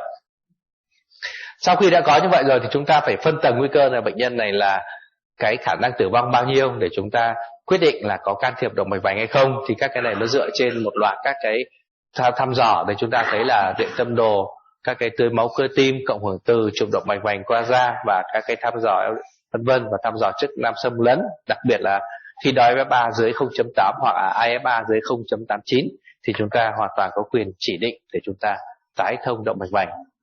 Thế còn những vấn đề điều trị thì có cái nét gì mới thì cũng không có gì quá nhiều cái mới, thì cho hai vấn đề là vẫn như cũ. Chúng ta đều, một là điều trị để ngăn ngừa các cái biến cố, nghĩa là ngăn ngừa các cái biến cố nhồi máu cơ tim và cái tiên lượng bệnh nhân. Thứ hai là trong điều trị vẫn là nhằm mục tiêu số 2 là điều trị để giảm triệu chứng và cải thiện cái chất lượng cuộc sống cho bệnh nhân. Thì trong cái khuyến cáo năm nay người ta nói rất rõ là các vấn đề thay đổi lối sống, từ cái bỏ thuốc lá, chế độ ăn uống, tập luyện thể dục 30 đến 60 phút một ngày, kể cả tập không đều nó vẫn có lợi ích, nhưng tập đều thì lợi ích lại cao hơn, giữ cho cái cân nặng tốt, và người ta còn hướng dẫn tất cả những các hoạt động, kể cả những cái hoạt động về mặt tình dục vân vân cũng được khuyến cáo khá là rõ. Đây là những cái khuyến cáo rõ ràng về các cái bước 5A trong cái việc mà chúng ta khuyên một bệnh nhân, cũng như là một chương trình để cai thuốc lá cho người bệnh cũng được nhấn mạnh rất rõ như vậy, để chúng ta thấy là nó rất rõ. Đặc biệt khi dùng thuốc điều trị, người ta lần đầu tiên người ta đưa ra khái niệm thế nào gọi là điều trị nội khoa tối ưu, là phải khống chế tốt triệu chứng, giảm biến cố và bệnh nhân dung nạp tốt nhất và ít tác dụng phụ nhất, để chúng ta thấy là cái điều trị người ta đã nhấn mạnh rõ như vậy. Và cũng là lần đầu tiên người ta gợi ý cho chúng ta một chiến lược lựa chọn thuốc để điều trị giảm thiếu máu cơ tim. Trong đó người ta đã phân ra làm các cái nhóm khác nhau và phân ra làm các cái bước khác nhau. Vai trò của chẹn beta giao cảm và chẹn kênh canxi vẫn là được cái vai trò như là cái thuốc lựa chọn đầu tay, còn các cái thuốc khác được lựa chọn trong bước thứ 2, bước thứ 3. Tuy nhiên năm nay là lần đầu tiên chúng ta thấy rằng người ta đã tương đối cá thể hóa trong việc là, ví dụ người ta một cái trường hợp tiêu chuẩn thì điều trị như nào, còn những trường hợp mà kèm theo nhịp tim nhanh, kèm theo nhịp tim chậm, kèm theo suy tim, kèm theo huyết áp thấp thì nên lựa chọn như thế nào. Nhưng đặc biệt là đây, trong cái khuyến cáo người ta nhấn mạnh rõ hai ý. Một là khi lựa chọn các thuốc điều trị hóa là phải cá thể hóa bệnh nhân để chúng ta quyết định lựa chọn thuốc. Thứ hai là chúng ta có thể sử dụng một thuốc hoặc kết hợp ngay hai thuốc từ đầu tiên để chúng ta điều trị cho bệnh nhân đạt được cái kết quả là tối ưu. Thì đấy là cái phác đồ về mặt điều trị. Còn cái cuối cùng là khi nào thì có chỉ định tái tứ máu động mạch vành. Ở đây nó cũng nói rất rõ là khi một bệnh nhân có triệu chứng hay không có triệu chứng đều phải chứng minh là bệnh nhân này có thiếu máu cơ tim đáng kể hay không. Thì chứng minh bằng cách nào? Tốt nhất là các cái biện pháp thăm dò không xâm lấn. Ví dụ như ở đây người ta ví dụ là một cái xạ đội hình thiếu máu cơ tim, chúng ta hoàn toàn có thể chứng minh được bằng siêu âm tim gắng sức hoặc là cộng hưởng từ vân vân. Thì nếu mà có triệu chứng thiếu máu cơ tim rõ rệt và có tổn thương động mạch vành, nhiều nhánh động mạch vành, và khi trước đó chúng ta có chỉ định can thiệp nếu tổn thương đó có đo FFA là dưới 0.8 hoặc IFA là dưới 0.89. Còn nếu chúng ta lại không có rõ ràng là cái tổn thương nhiều nhánh động mạch vành thì chúng ta phải điều trị nội khoa tối ưu đã. Nếu không ổn định thì chúng ta mới bắt đầu có chỉ định tái tứ máu. Nhưng ở đây có một cái vấn đề rất là đặc biệt. Ở đây chúng ta lại thấy một cái rất đặc biệt là gì? Nó về mặt giải phẫu ở đây lần đầu tiên nó lại đưa ra một cái mốc là phải hẹp trên 90% mới được quyền can thiệp ngay, hoặc không, nếu không hẹp trên 90% thì chúng ta vẫn phải đo FFA hoặc là chứng minh được bệnh nhân đấy là có suy giảm chức năng thất trái do bệnh lý động mạch vành thì chúng ta mới có chỉ định tái thông động mạch vành. Còn bằng không chúng ta tất cả điều trị nội khoa tối ưu vẫn là hết sức quan trọng trong trường hợp như vậy. Cái việc này nó áp dụng với cả những bệnh nhân không có triệu chứng nhưng có thiếu máu cơ tim diện rộng và chúng ta có điều trị nội khoa không đáp ứng thì chúng ta cần có chỉ định như vậy. Còn không thì chỉ khi hẹp trên 90% thì chúng ta mới có chỉ định. Ở đây chúng tôi nhấn mạnh rất rõ. Và tại sao lại có chỉ định như vậy? Vì những cái chúng ta cũng vừa được nghe giáo sư đã trình bày rất rõ về cái vai trò của FFA, mà rõ ràng nếu FFA hướng dẫn thì chúng ta hoàn toàn có thể là mang lại lợi ích, kể cả cải thiện tử vong cho bệnh nhân như vậy. Còn lại một loạt các cái khuyến cáo về các cái thuốc điều trị nội khoa thì người ta nhấn mạnh vai trò chống đông, chống nguyên tật tiểu cầu, giảm cholesterol, thậm chí là LDL xuống dưới 1.4. Thuốc chữa đái tháo đường mới nhấn mạnh cái vai trò của hai nhóm thuốc là ức chế SGLT2 và thuốc đồng vận GLP-1 khi bệnh nhân đái tháo đường có bệnh lý động mạch vành thì được là một trong các cái ưu tiên. Trong đó cái vai trò của aspirin, clopidogrel, kháng chống nguyên tật tiểu cầu kép, thuốc kháng vitamin K hoặc NOAC ở những cái bệnh nhân có rung nhĩ, thuốc bức chế bơm proton cho những cái bệnh nhân mà có nguy cơ xuất huyết dạ dày cao, cái statin và các cái mục tiêu, các cái thuốc chặn beta giao cảm, ức chế men chuyển vân vân, đái tháo đường là vẫn được ưu tiên hàng đầu. Và đây cũng là lần đầu tiên người ta cho phép chúng ta là lựa chọn một cái thuốc rivaroxaban, là một cái thuốc NOAC chúng ta đã biết rồi, cho bệnh nhân tổn thương đa nhánh mạch vành mà không phải là rung nhĩ khi bệnh nhân sau nhiều máu cơ tim hoặc tổn thương nhiều nhánh động mạch vành, để lựa chọn để kết hợp với aspirin như là một cái thuốc mới ngoài các cái thuốc kinh điển là chúng ta thấy là ức chế PI12 như là clopidogrel, prasugrel, ticagrelor vân vân, để chúng ta thấy là rất rõ. Trong đái tháo đường cũng chỉ định rất rõ là SGLT2 hoặc là GLP-1, các cái đồng vận chống GLP-1 thì chúng ta thấy hiểu rõ như vậy. Còn cái nét cuối cùng là người ta còn đưa cho chúng ta một cái timeline, có nghĩa là một cái lịch trình để thăm khám bệnh nhân sau hội chứng động mạch vành mãn tính. Ở đây thì chúng ta thấy là gì? Nếu những bệnh nhân mới được chẩn đoán động mạch vành mãn tính hoặc là vừa mới can thiệp trong thời gian đấy, thì khi ra viện thì chúng ta phải có những cái thăm khám sau 6 tháng, sau 12 tháng, còn sau 3 tháng là cái mốc mà chúng ta có thể lựa chọn. Còn đối với những cái bệnh nhân đã hơn 1 năm rồi thì chúng ta theo dõi hàng năm. Còn đối với những bệnh nhân là gì? Sau hội chứng một vành cấp hoặc là trên 1 năm sau nhồi máu cơ tim thì chúng ta cũng có cái mốc là 1 tháng, 3 tháng, 6 tháng là chúng ta là những cái mốc có thể tùy chọn. Mốc 12 tháng, mốc 24 tháng và theo dõi hàng năm.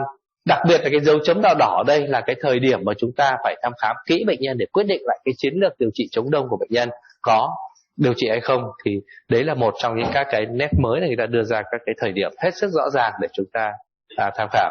Nhưng tuy nhiên là còn rất cái nhiều vấn đề còn bàn cãi trong cái khuyến cáo này, ví dụ như là những khoảng trống của bằng chứng và những cái khoảng trống của các cái khuyến cáo mà còn bàn cãi, ví dụ như là đánh giá các cái chẩn đoán như thế đã hợp chưa, các thay đổi lối sống như thế nào, các cái vấn đề về ngay cả bàn cãi, chúng tôi bàn cãi rất nhiều là khi nào can thiệp mạch vành cho bệnh nhân, bây giờ cứ phải hẹp trên 90% mới can thiệp thì là một cái hết sức là phức tạp. Rồi những cái bệnh nhân bị những các cái bệnh lý động mạch vành như là Minoca có mạch vành nhưng mà không có hẹp tá kể, thì đây là một loạt các vấn đề còn bàn cãi, thì chúng ta cũng là những cái ý kiến để chúng ta có tham khảo các cái giáo sư ở đây thì chúng ta cũng sẽ bàn cãi sau. Đây là tất cả những vấn đề chúng tôi muốn chia sẻ với các bạn. Xin trân trọng cảm ơn. Vâng, tôi rất là cảm ơn. Rất cảm ơn phần trình bày của phó sư tiến sĩ Phạm Mạnh Hùng. Và chúng ta sẽ có những vấn đề cần thảo luận, chúng ta sẽ để sang cái phần cuối, đúng không ạ? And now I would like to invite Professor Dr. Wolfgang Fest from St. Hospital in Cologne, Germany, who will present the Aortic stenosis, current standard in diagnostics and therapy. Tiếp theo chúng tôi xin kính mời giáo sư Wolfgang Fest sẽ trình bày về đề tài là bệnh van động mạch chủ, chuẩn mực hiện tại trong chẩn đoán và điều trị.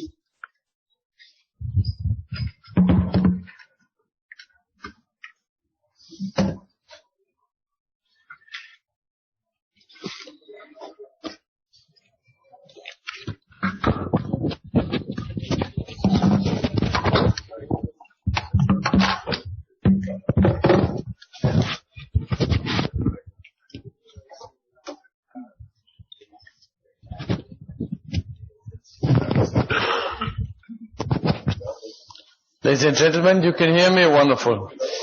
So again, I want to thank everybody, and we are transmitting greetings from Cologne, and you know all that. There's a famous cathedral in Cologne, and much more famous is the Vincent Hospital. No, it's not true, but it's a nice hospital. This is historical way, and since 2016 we have continuously fellows from Vietnam, and we are very happy to cooperate. I heard this wonderful presentation of the SC guidelines, and I can guarantee to you that this is as important for you as for us. And we just took our drugs. We took atorvastatin. It takes rosuvastatin. It reminds me of our duties to have all our responsibility for our own health. Okay, so it's very nice, and we are together with you since many years. We looked some younger, except for Hans Föhringer. He is always looking very young, better than ever. And we have done a lot of these series. We have just, this is the conference I talked about already before. The most important thing is that I'm the tallest in this group. You know, it's very rare in Germany because the guys are much taller than me. But in this case, I really prefer to be here in Vietnam because you're all smaller than me.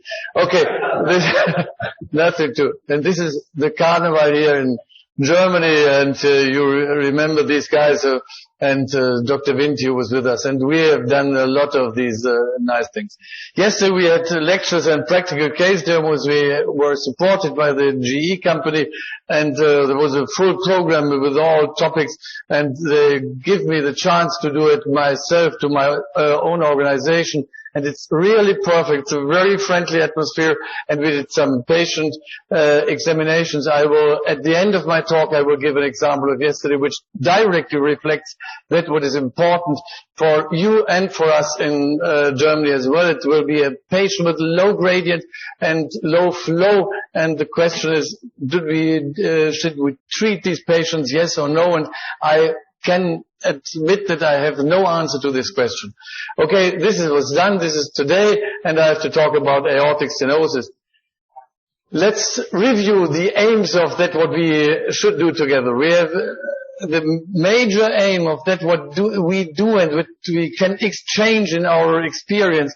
And this is, to a good sense, it is some kind of competition. If we see how you record our ESC guidelines, you remember us, not to be too neglecting. We must really do it. And this is, we must talk about the incidence of diseases, your similar diseases, but not always in the same degree. And we must talk about treatment options. It's wonderful to hear, to listen to you and to talk about the same disease. Healthcare systems is a problem which we should try to equilibrate, as I told you this morning, the potential future developments. Talking about coronary artery disease, it's very similar. It is the same population here as in Germany, and for heart failure it is really very similar also. But one thing which is completely different is valvular heart disease. We have much more rheumatic patients still left in your country. We have very rarely patients with mitral stenosis, and when I come here you have lots of patients that are treated with a valvuloplasty and so far. But there are other differences, and one of the major differences is the financial aspect. And here you see the diagram where we compare the treatment options in Germany. This is in 2017. This was the first time that we doubled, or we had more interventional percutaneous replacement of aortic valves than surgical replacement. Both is very expensive, and we do much more either surgical or percutaneous replacement in our country than you do it here. And just to give you an advice how it works in Germany, nobody, in former times we had only the very old and very sick people to be treated, and nowadays everybody, even in young and low risk, the patients want to be treated. It must be stated that the younger patients with severe aortic stenosis have different forms of aortic stenosis, bicuspid valves in general, with a dilated ascending aorta, but nevertheless they want to have to be treated by the transfemoral approach. Okay, and then there is a problem of financing these prostheses, and these transvalvular, percutaneous stented valves have different prices in Germany, and this is a competition between the companies, and the companies are mainly Edwards and Medtronic, and there are lots of products on the market. This is a self-expandable valve, and this is the balloon expandable valve. Me personally, I believe that this is the better valve, and there was a comparison between the two valves, and it was found out by far that the Edwards valve is better. But it is much more expensive than the core valve.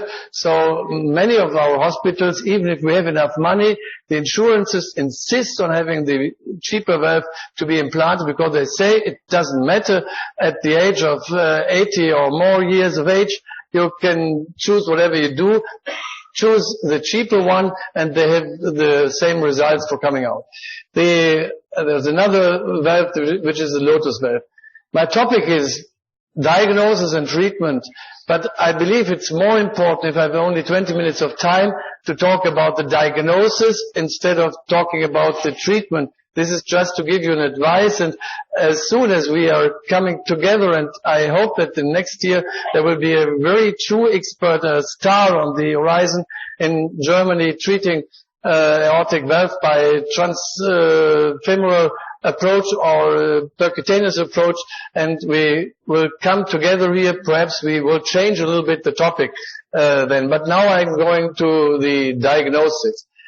Diagnosis is very well known, and this is what I was talking about yesterday. Everybody knows that we are talking again over the guidelines.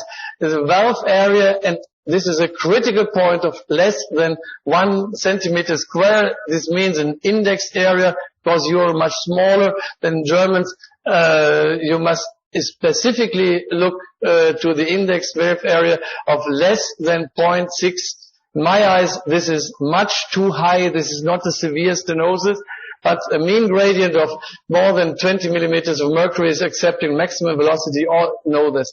One thing which is really important, besides the valve area definition, is how you calculate it. I will show you a little bit the difficulties, how we can do it with a continuity equation or by planimetry. And because I stress planimetry, my message will be do it by 3D echocardiography. You have the means, you have the machines. Try to do it with planimetry instead of calculating exclusively the continuity equation. And the next is, if a stenosis is really severe, there must be an acceleration through the valve. If it is a ratio of less than 0.25, that means the velocity before the valve is lower than a quarter of that what passes through the valve. This is an index of being a severe stenosis. Okay, so there are these recommendations, and it is for me not understandable that still today they say that the planimetry of the aortic valve is not possible. I show you, and I've shown it yesterday also during the practical part of our workshop, that in nearly all patients you can do the planimetry in aortic stenosis. It is possible, and you should do it, and it's a question of training, but you cannot do electrophysiology or coronary intervention without any training. So you must do it and not theoretically write about it. So how do we do it? We have brain acquisition of our data, and we have in 3 planes exactly the same possibilities as we have it in CT. And what is the essential part of that, what has been described before implanting a valve, is to calculate the size of the ring and the diameter of the so-called vertical ring. We can do it very simply, and you can see just an example. It's already as old as 6 years that we did it. Since then, very routinely, you are scanning the valve from one side to the other. You see the ring here, and you can turn around and look for the vertical ring size and configuration. It's very easy to do so, and we compared this very early already to CT, and we found exactly the same when there are consensus on criteria between those who evaluate the CT as compared to the echocardiography. So inference of calcium is one point which is really difficult for echocardiography, but we can eliminate that, and we have written a paper on how we can do it automatically, and another paper was written with our data is the automatic directly recognition of the ring size, which shows us, by the way, that the ring is dynamic and it's not at all stable throughout the cardiac cycle. We have discussed this this is a brand new paper which has not yet been published in print media, but this is published ahead by internet. And you see that we have stressed the importance of planimetry and of eliminating the risk of calcium and so far. Here is an example. We had this patient on our German echocardiographic Congress. This is the biggest in Germany of all echocardiographs. You see a calcium split inside the left ventricular outflow tract. I hope that you can recognize this very easily. This is the severe stenosis, but by echocardiography it is easier than by CT alone, because you see the moving images and you see how it really impresses the mitral valve. It's much easier than to do it by CT. This is recognized, but there are 2 partners or enemies or whatever you want to call it, those who do CT on the other hand, this is the echocardiographic community, but you can imagine that I defend the echocardiographic community. I believe that you need an echo before you do operation of an aortic valve, specifically if you choose the percutaneous way. The classical way of calculating the area is the continuity equation. I do not want to go through it in too many details because I will end with an example we saw yesterday. Just to mention one extreme important point is that we need the size of the left ventricular outflow tract to calculate the area via the continuity equation by echocardiography. And it must be said that in Germany, even if for transplantation, for implantation or for putting in a surgical valve, they only accept echocardiographic data today. There is very little reference from the invasive data. They all take the echocardiographic data, and it doesn't matter how you measure the left ventricular outflow tract. It is very shocking to see that by just looking for 1.9 centimeters as compared to 2.2 centimeters, which is very little only, you can get either severe aortic stenosis or moderate severe aortic stenosis. Nothing to do with the reality. So the next thing is we are measuring the velocity, and we showed it yesterday, and we show it everywhere in the world, that it is much more reproducible to take the shadow in the CW spectrum than to take the conventional method of taking the pulse Doppler and the left ventricular outflow. You never know which is the representative velocity. This is as important as the diameter as I tried to show you before. So there are the guidelines, and there is this specific problem of low gradient aortic stenosis. There are at least 1/3 in Germany of patients that have a low gradient, and it is accepted that because it is attractive to replace a valve, it is accepted that these low gradient aortic stenosis must be operated nevertheless, even if it is not a high gradient.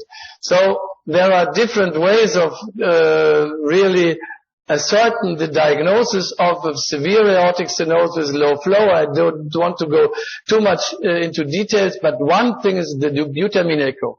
One is talking about low flow because of the low contractility of the left ventricle, of the low output, and if you increase the output by beta stimulation through dobutamine test, one thinks that one can extract the contractility reserve, as we call it. It is difficult because everybody who takes dobutamine on the intensive care unit, he knows that the heart rate goes up. That means for the same cardiac output, you will have a lower stroke volume, and everybody knows that from a certain point you are lowering, and nobody knows in advance how low it will be. You are lowering the arterial pressure outside. So what is the effect of dobutamine? Nobody knows. This is a wandering field, but it is in the guidelines. I'm critical with the guidelines, and most of the perfusion, the dobutamine tests have been done with a small dobutamine infusion, and you inject for the first step until 20 micrograms per kilogram per meter square, maximum 10 milliliters per hour, and maximum, but you start with 1.2 milliliters per hour. Try to find an equilibration status with these small doses. So it was severely to be criticized however you do dobutamine stress. And if you have dobutamine stress and you want to increase the heart rate, you see this in this specific case, you have an absolute arrhythmia, and everything is completely nonsense in my eyes. But still, the difference between the pre-stenotic velocity and the intrastenotic velocity will be the same. What we do is that we are waiting until in 3D echocardiography until there is a severe filling, that is post-extrasystolic beat. This is the Brockenbuck phenomenon, which we know from hypertrophic cardiomyopathy. And after a long diastolic filling, you will always increase the opening force of the valve, and this will give you the maximum opening of the valve. So we really do not need any dobutamine for this testing of the expansion of the valve to its maximum extent with a high stroke volume. So the next thing is that people are talking about the calcium score. And believe me, this really makes me nervous. Because everybody knows that we have very bad experience with the Egerton score for coronary artery disease. There's no correlation between the severity and the prognosis as correlated to the Egerton score. And the same now should be tried with calcium inside the aortic valve to decide if it is severe or not severe. Talking about low flow, low gradient. Okay, the final decision should be taken by these images. You should extract it exclusively from non-contrast media CTs. This is a second investigation you must do for the patients. And then everybody knows that for women and for men there are different normal values for the calcium content. And you should differentiate then between the thickness of the breast. You must equilibrate for that. So there is no objective data right now, but this is written down in the guidelines, and I'm fighting against this, and I'm not the only one to do that right now. We really do not accept calcium. Calcium is not practiced outside, by the way, but calcium is a parameter which shows you that the valve might have something, but can never be a decision maker to treat or not to treat a patient. So it is worthless to say that if you correlate the gradient across in compensated patients to the calcium content of the valve, there is no correlation at all. This is a cloud, had nothing to do with the true correlation. So talking about low gradient severe aortic stenosis, and this is Pibaro. I really admire this guy from Quebec. I know him personally after a lot of discussions, and everybody is talking of moderate aortic stenosis, high gradient and low gradient aortic stenosis. And now what happens today is that everybody is talking about normal flow, low gradient. I must be very honest that I really see a lot of these patients who have a calcified valve, a low gradient and a normal flow, and this is the typical HFpEF population, heart failure with preserved ejection fraction, and which is part of the whole story of being older in Germany, and I believe that will be the same in your country. And how do we treat these patients? There is no treatment. But if you let moderate severe aortic stenosis in place, I have a bad conscience. I cannot say it is the same as for a young guy who is in good status and has an elastic left ventricle. So we must discuss that. And this is discussed, and very famous guys have written that symptomatic patient with an aortic valve area of 1.0 centimeters square normal flow should nevertheless be treated. And there is a word of caution by Professor Baumgartner, who is the guideline writer, saying, no, we must be very careful. There must be studies out to really define exactly the patients who have it. So I will show you the Hanoi Bachmeier Hospital patient of yesterday, case 3, 76 years of age, male, perimount aortic prosthesis, 21 millimeters, operated in 2012. And it was said that this patient has severe degeneration, severe re-stenosis. The question was reoperation, yes or no. This is a typical complete investigation of the patient. You see there is a little bit congestion of the liver, not due to tricuspid regurgitation, but he has been operated, he has some pericardial constriction, whatever you call it, but it is a question of the left ventricle, the right ventricle is okay, the intra-aortic septum is to the right side. Not talking too much about the details, there is no pulmonary hypertension, but you can see directly here in the long axis, in the two-chamber view, long axis, in the four-chamber view, two-chamber long axis view, that the patient has a good function of the left ventricle. We have the impression that it is a very good ejection fraction. Let me tell you that it is 62% ejection fraction, which is normal, and there is some slight mitral regurgitation and this aortic prothesis, and also a little bit regurgitation. This is the next step. We investigate the subaortic region in two planes always to have an impression if there is enough blood flowing out of the ventricle.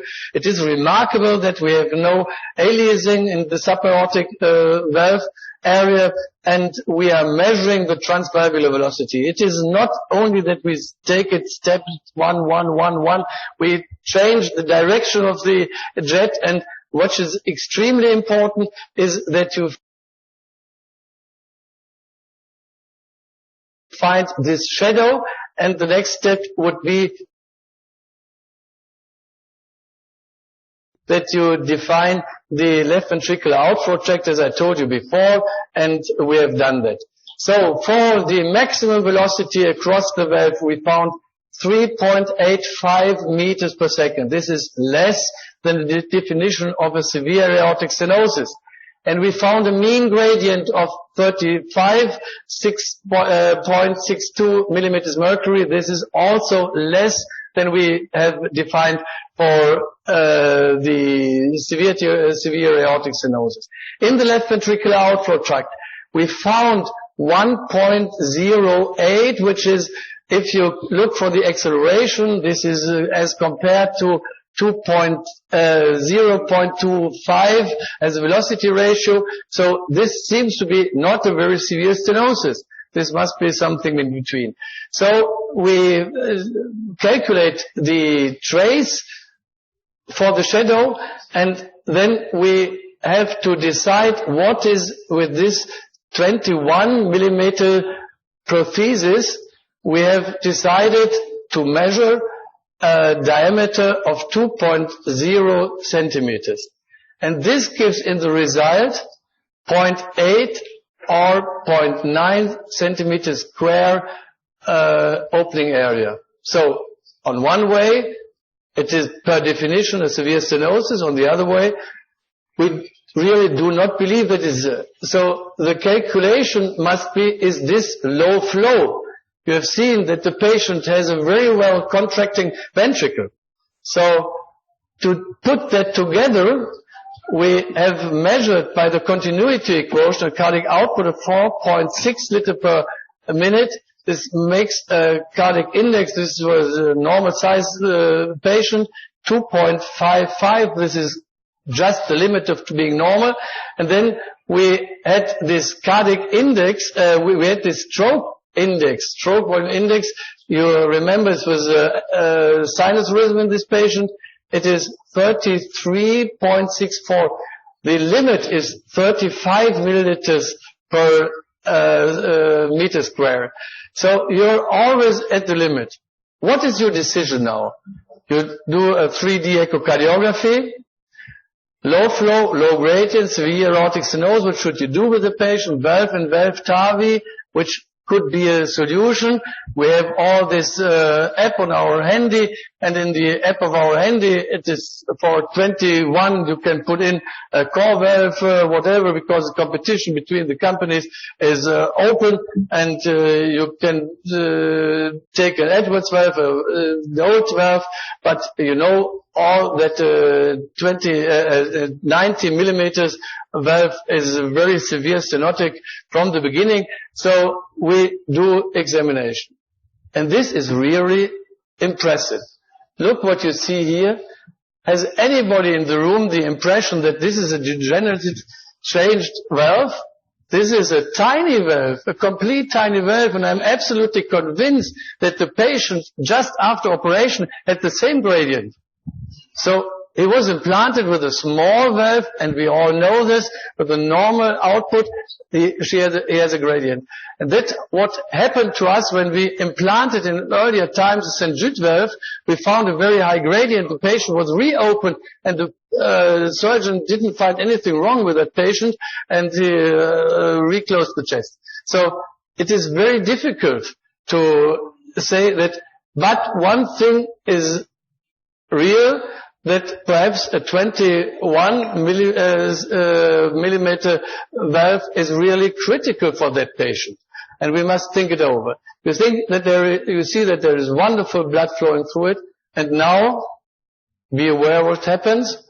I've calculated the opening area, and really going to the end of it, I found maximum, but it was really stressed to a maximum extent. It is 1.1 centimeter square, but to be honest, it is 0.8. It's exactly that what we found out with the continuity equation. So it's a critical question. So our question, low flow, low gradient, it's at the limit, valve and valve, TAVI, no. Surely not. Reoperating with a bigger valve, it's an indication. The symptoms of that patients, and we have found it out yesterday. I do not want to stress my talk too much. He has second degree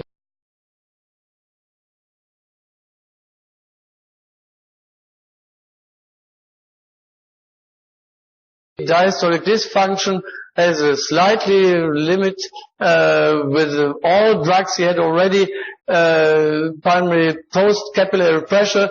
See, he has a typical heart failure with preserved ejection fraction. Constellation. Now is the question, do we help this patient to reoperate him? I have no answer for that. This is a common answer for our community, and I'm happy that we are here. And I conclude for the moment, percutaneous surgical treatment of extremely good, but must be payable. This is one sentence. Aortic valve, we have a 3D method of choice to quantify severity, and we are happy if continuity equation in the way as I have presented to you give the same results, and that what we do by planimetry. And the next is be careful not to treat too many patients without proven prognostic benefit. This is not yet proven for that patient. Low flow gradient often is associated with heart failure with preserved ejection. I thank you for your attention. Well, thank you very much for excellent presentation, not Professor Wolfgang Fest. Now, the next speaker, I would like to invite Professor Dr. Florian Gross from Clinic Stanberg. Take a little. Will present the interventional treatment for mitral regurgitation, technique, tip and trick, outcome. Tiếp theo chúng ta sẽ nghe một cái báo cáo cuối cùng về điều trị can thiệp cho bệnh lý hở van hai lá, kỹ thuật và kết quả do giáo sư Florian Gross sẽ trình bày. Sau cái phần này thì chúng ta sẽ có cái phần thảo luận. Thì chúng ta chuẩn bị sẵn một số các cái câu hỏi. Và vấn đề điều trị can thiệp trong cái hở hai lá là một cái vấn đề khá mới, chúng ta sẽ nghe ngay bây giờ. Okay, thank you very much. Thank you that you took the time until we are prepared. I have the pleasure now to talk under my own name, and we'll talk about the interventional treatment of mitral regurgitation, mainly about the mitral clip treatment. But I will also mention some other methods and give you a short sneak through the indications, then to the types of methods we have, then the setup of mitral intervention using the mitral clip, tips and tricks doing it, and the outcomes that we have. Now, let's start with mitral regurgitation in general. What is the cause of mitral regurgitation, even if it's asymptomatic? How does the pointer work? Okay. If you have a large ROR, the survival is very poor, and this is due on the right picture to cardiac death. Now, These data are known for quite some time, and this is why we subject asymptomatic patients. If the AOR is very large, we are soon to recommend surgery, because we know that the earlier the surgery is done, the better the outcomes are, but there are certain criteria that I will talk about shortly for those patients.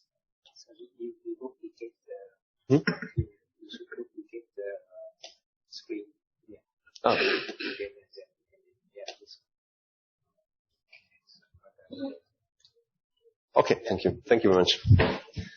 So, in primary MR, surgery is the causal treatment for the cardiac failure. This is well known.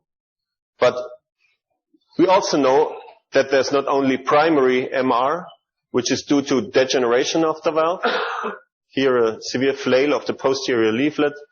Sometimes it's just a prolapse, but many times it's a flail, a ruptured chordae, part of the chordae. But there also is what we call secondary or functional MR, especially in patients with enlarged on weak ventricle, but also in HEF patients. And this functional MR is not something that is thought of when the recommendations were made about treatment of surgical treatment of mitral regurgitation. So the guidelines, the current guidelines of the ESC, they mainly talk about chronic primary MR, which is a disease of the valve itself. However, they already mentioned that in certain patients, edge-to-edge repairs may be of use. Basically, those are the sicker patients who need treatment but are too sick to be treated surgically. But these are just guidelines for primary mitral regurgitation. Now, you all know about the MitraClip treatment, and you know that it's something, when it's done well, can reduce MR significantly, as seen in this functional MR pictures shown here. It was first implanted in 2003. It's got its CE mark in Europe in 2008. And the most important first study was the Everest trial, published in 2011, but it dealt mainly with structural MR.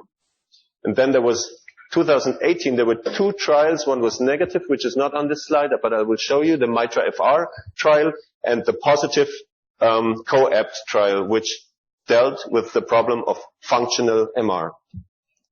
So what I will talk about now is, how does the MitraClip implant work? What is the readout from the studies that we have at hand? And what is crucial for successful implantation? Because I think the database is so that you really need to take care that when you implant a clip, you need to have an optimal result. How does it work? You know that it's a complex structure which has the clip on its tip and two little grasping things I will show on the next slide, which fix the mitral leaflets between the clip. It's something to adjust the edges of the mitral valve, so you get a double orifice after adjustment is done. And this is an animal model, how it looks after some months of implantation.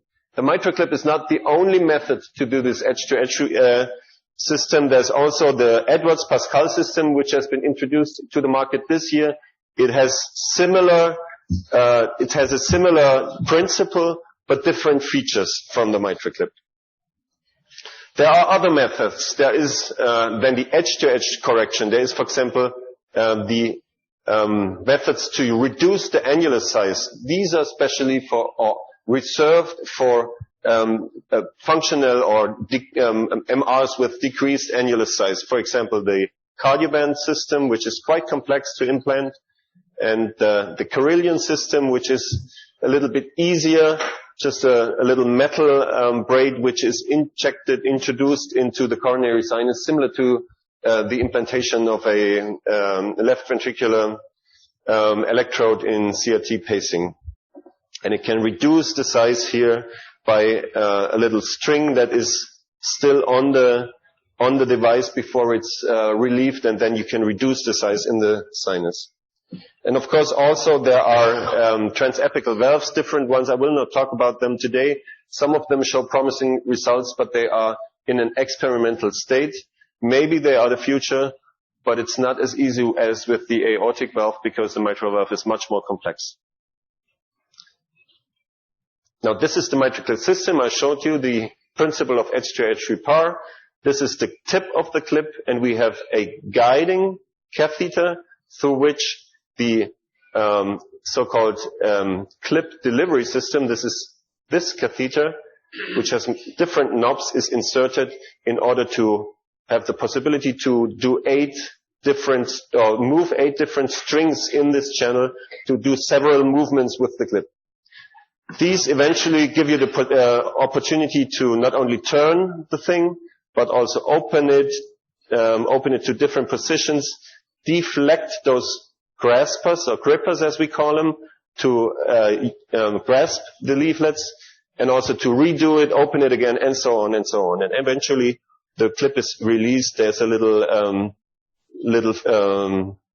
fixation on a string here which is released in the end. Now what do you need for it? You need at least 2 cardiologists in the room. One is the interventional cardiology, the implanter, and the other one, which is just as important, I say even more important, is the echocardiographer, because the most important thing during mitral clip implantation is to know about the valve and to see the valve and to have a good image of it. You need an anesthesiologist because due to the fact that we do it during under TOE, we need general anesthesia so the patient doesn't move. We need further personnel. And I strongly suggest that once you do it, you always use the same team, because there is a long learning curve and people need to really work together very good. One hand needs to know what all the other 10 hands in the room do. This is how you have a setup. It's quite similar in all the hospitals. The setup, it has been recommended by a colleague some years ago, and it's quite good. The echocardiographers should stand in front of the implanter so they can actually talk to each other.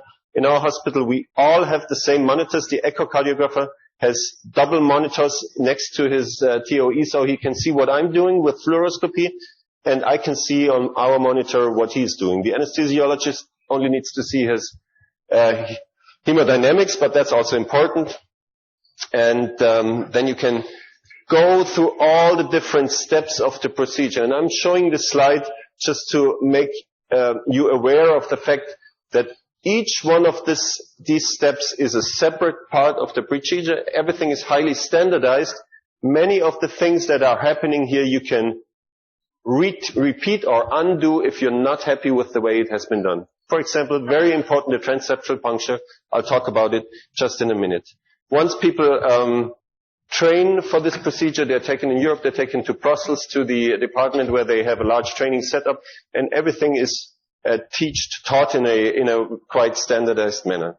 So let's come to the studies first. The first study was the Everest-2 trial, and it was a trial which compared the mitral clip with mitral surgery.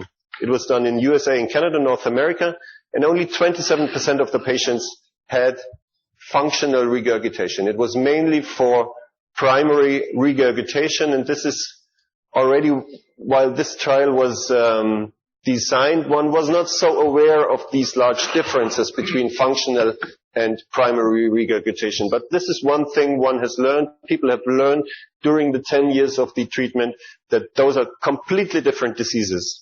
People were randomized 2-to-1, and the main readout from this study was that the results are similar, but there is a lower percentage of adverse events if you do percutaneous repair in those patients, and it has resulted in an FDA approval for the method for the treatment of primary MR. Then we have learned that the functional mitral regurgitation is an important task. So further studies have addressed the question whether the treatment of the functional MR is better than surgery, because surgery has very bad results in functional MRs, but whether it's better than just medically treating those patients, just doing heart failure treatment, diuretics and everything that you need to do. One study was the MITRA-FR study. It's been published in September last year, and it had a negative result. It was not better than medical therapy, but there are several limitations to this MITRA-FR study which I would like to stress, because I think it comes short of really giving an answer what we need. Is the mitral clip useful? Because it has been done by persons who have just started with the procedure. They have decided they want to take part in the procedure, then Abbott has taken them to train for 5 procedures, and then they could start. So they had a large amount of complications. There was no optimal medical treatment. Patients were enrolled, they were treated, and then in the control group as well as in the mitral clip group, medical treatment was enhanced. So there were probably many patients in the treatment group which would not have needed treatment if they had received optimal medical treatment before the study. But the study is there, it is highly discussed, and in Germany the method is done a lot, and there are many people who do not like this method, and we can't ignore it. The second, and one other thing is that in the intention to treat arm, only 108 out of these 150 something patients had actually received the clip as intended. So this is another thing which limits the statistical evaluation, I think. The COAPT trial, which came out 6 weeks later, was done much better. It has had optimum medical treatments. It had CRT in the patients that had needed it, and only if those patients still had severe functional MR, then they were randomized. And this is a large difference. Of course, people always say there are different ventricles in those studies. This is also true. It's a bit true for the severity of the decrease of left ventricular function. It's more true for the largeness of the ventricle, I will show in a moment. But I think the most important thing is that they had optimal medical treatment before it. And those patients who would not need the mitral clip if they had medical treatment in the mitral FR study, they did not receive it in this study, and it had a very positive result in the primary endpoint of MACE, and it even was positive in terms of mortality, which has been also reported in the 2-year data. Let's just look at the data we have. Everest, mitral FR, and COAPT. They are prospective studies. They have certain differences in ROR, these were primary MRs. They have certain differences in the implant success, as shown here, number of clips, and also in the complications that I will talk about. And then we have large registers. For example, the TRAMI register, these data are 1 year old, or the Access EU register. I think these registers also give us a good impression because the operator experience is very high in these data.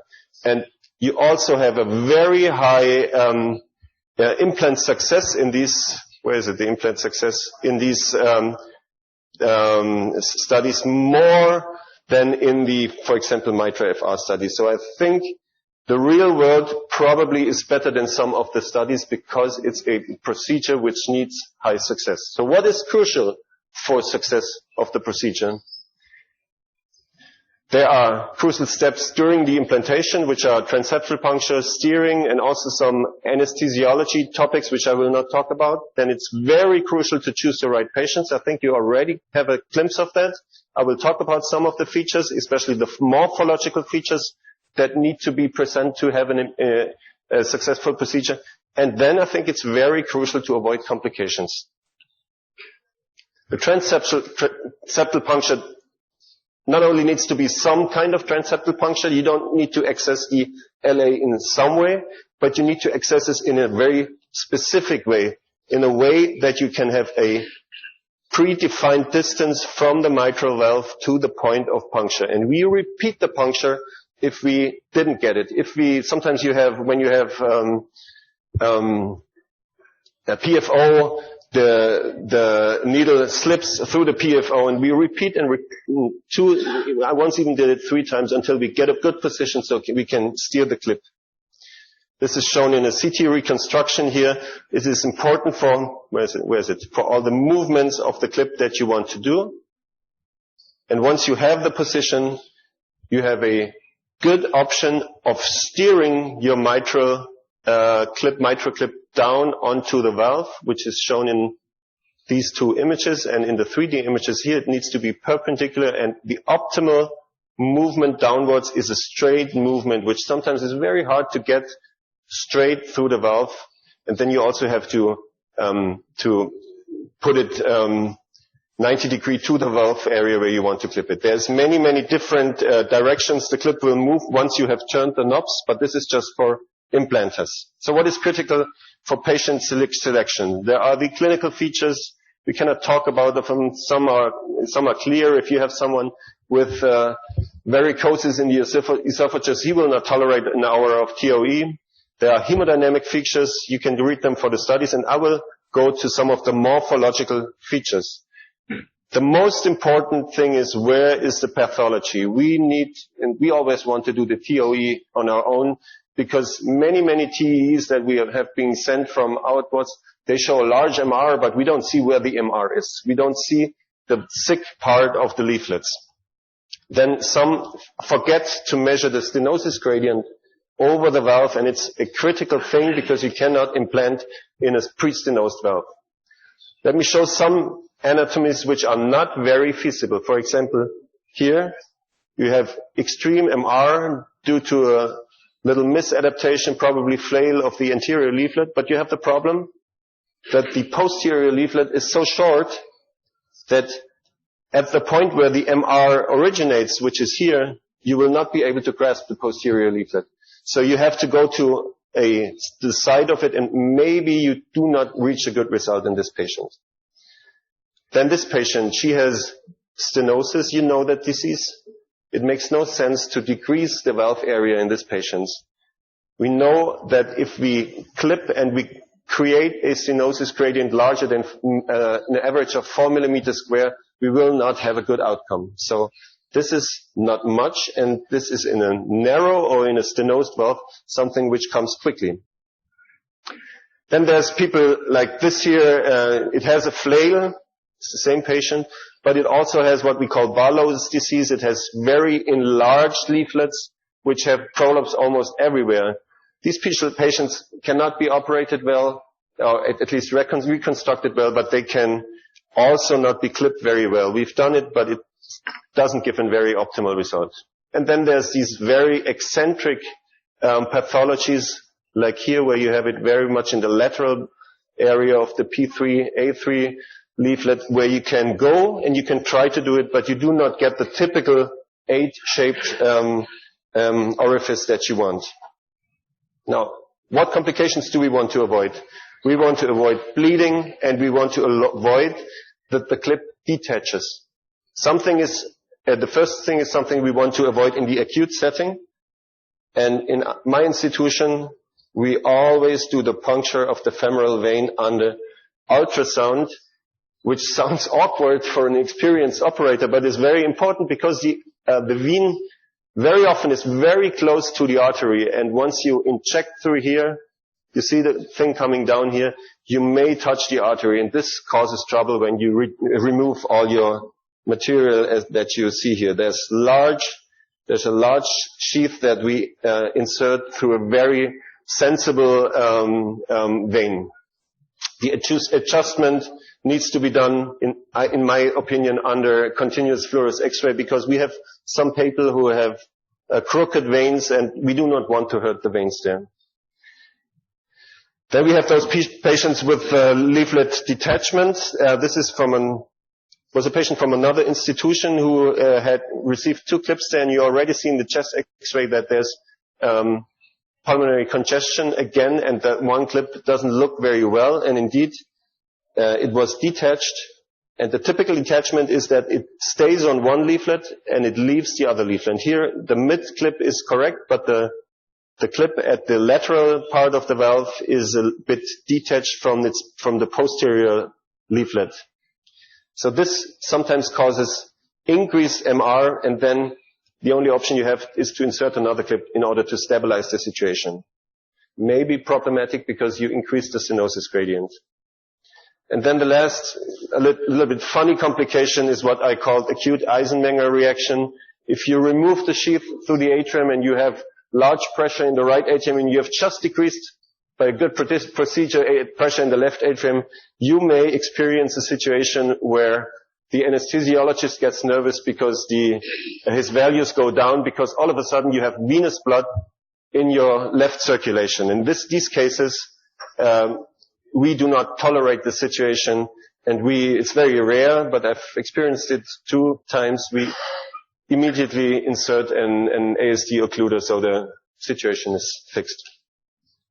So this is the end of my talk. I will summarize that the MitraClip system is a well-established tool for treatment of MR in non-surgical patients with a pathological valve, with a degenerative mitral regurgitation, and in functional MR patients.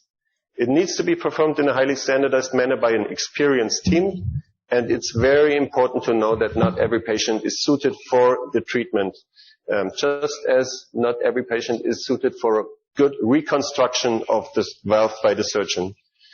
Best results are obtained when a thorough patient selection and consequent avoidance of complications is maintained.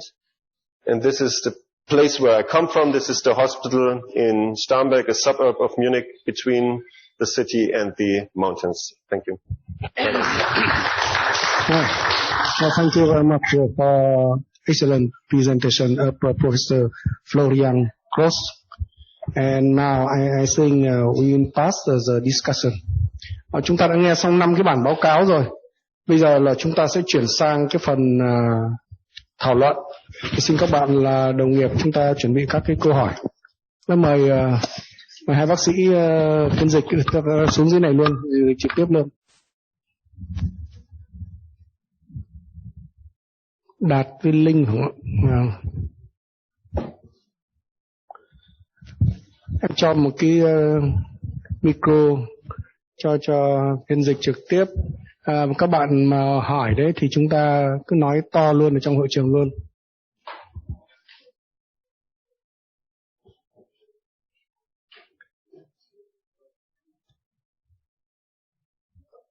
Vâng.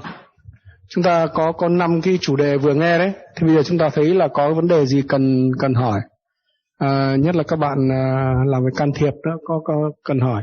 Ta có mấy chủ đề không ạ, về mạch vành, hội chứng vành cấp này, sau đó là hội chứng mạch vành mãn tính, rồi là hẹp khít van động mạch chủ, rồi hở van hai lá. Trong tất cả các cái chủ đề đó thì chúng ta hỏi về chủ đề nào cũng được trong các cái phần trình bày, hoặc là có cái vấn đề gì mà trong thực hành nó khó thì xin các bạn cứ mà chúng ta tranh thủ có các chuyên gia hàng đầu của Cộng hòa Liên bang Đức đến thì có gì khó khăn chúng ta cứ trao đổi.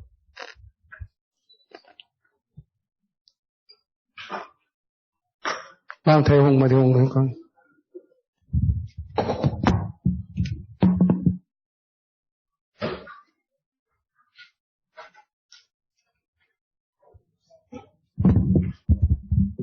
Okay, so may I have a question with Dr. Gross? Now in the guideline of the ESC about the coronary syndrome, they just only allow us to do intervention for the stenosis more than 90%. How about the opinion in the real day practice? Do you apply it immediately?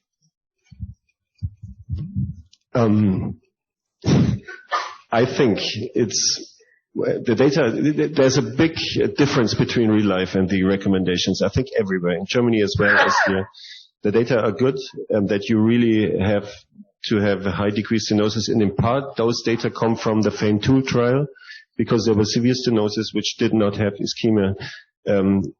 On the other hand, one needs to act in the situation. You cannot do FFR in every patient, and in many patients you do not have the possibility to assess. And also, the FFR is not the complete truth. We have so much microvascular obstruction too, that I think some of the things that we all have learned are correct, or we have learned by experience, we should not ignore. Thank you. What is your practical part here in Vietnam before you put the patient to the cath lab?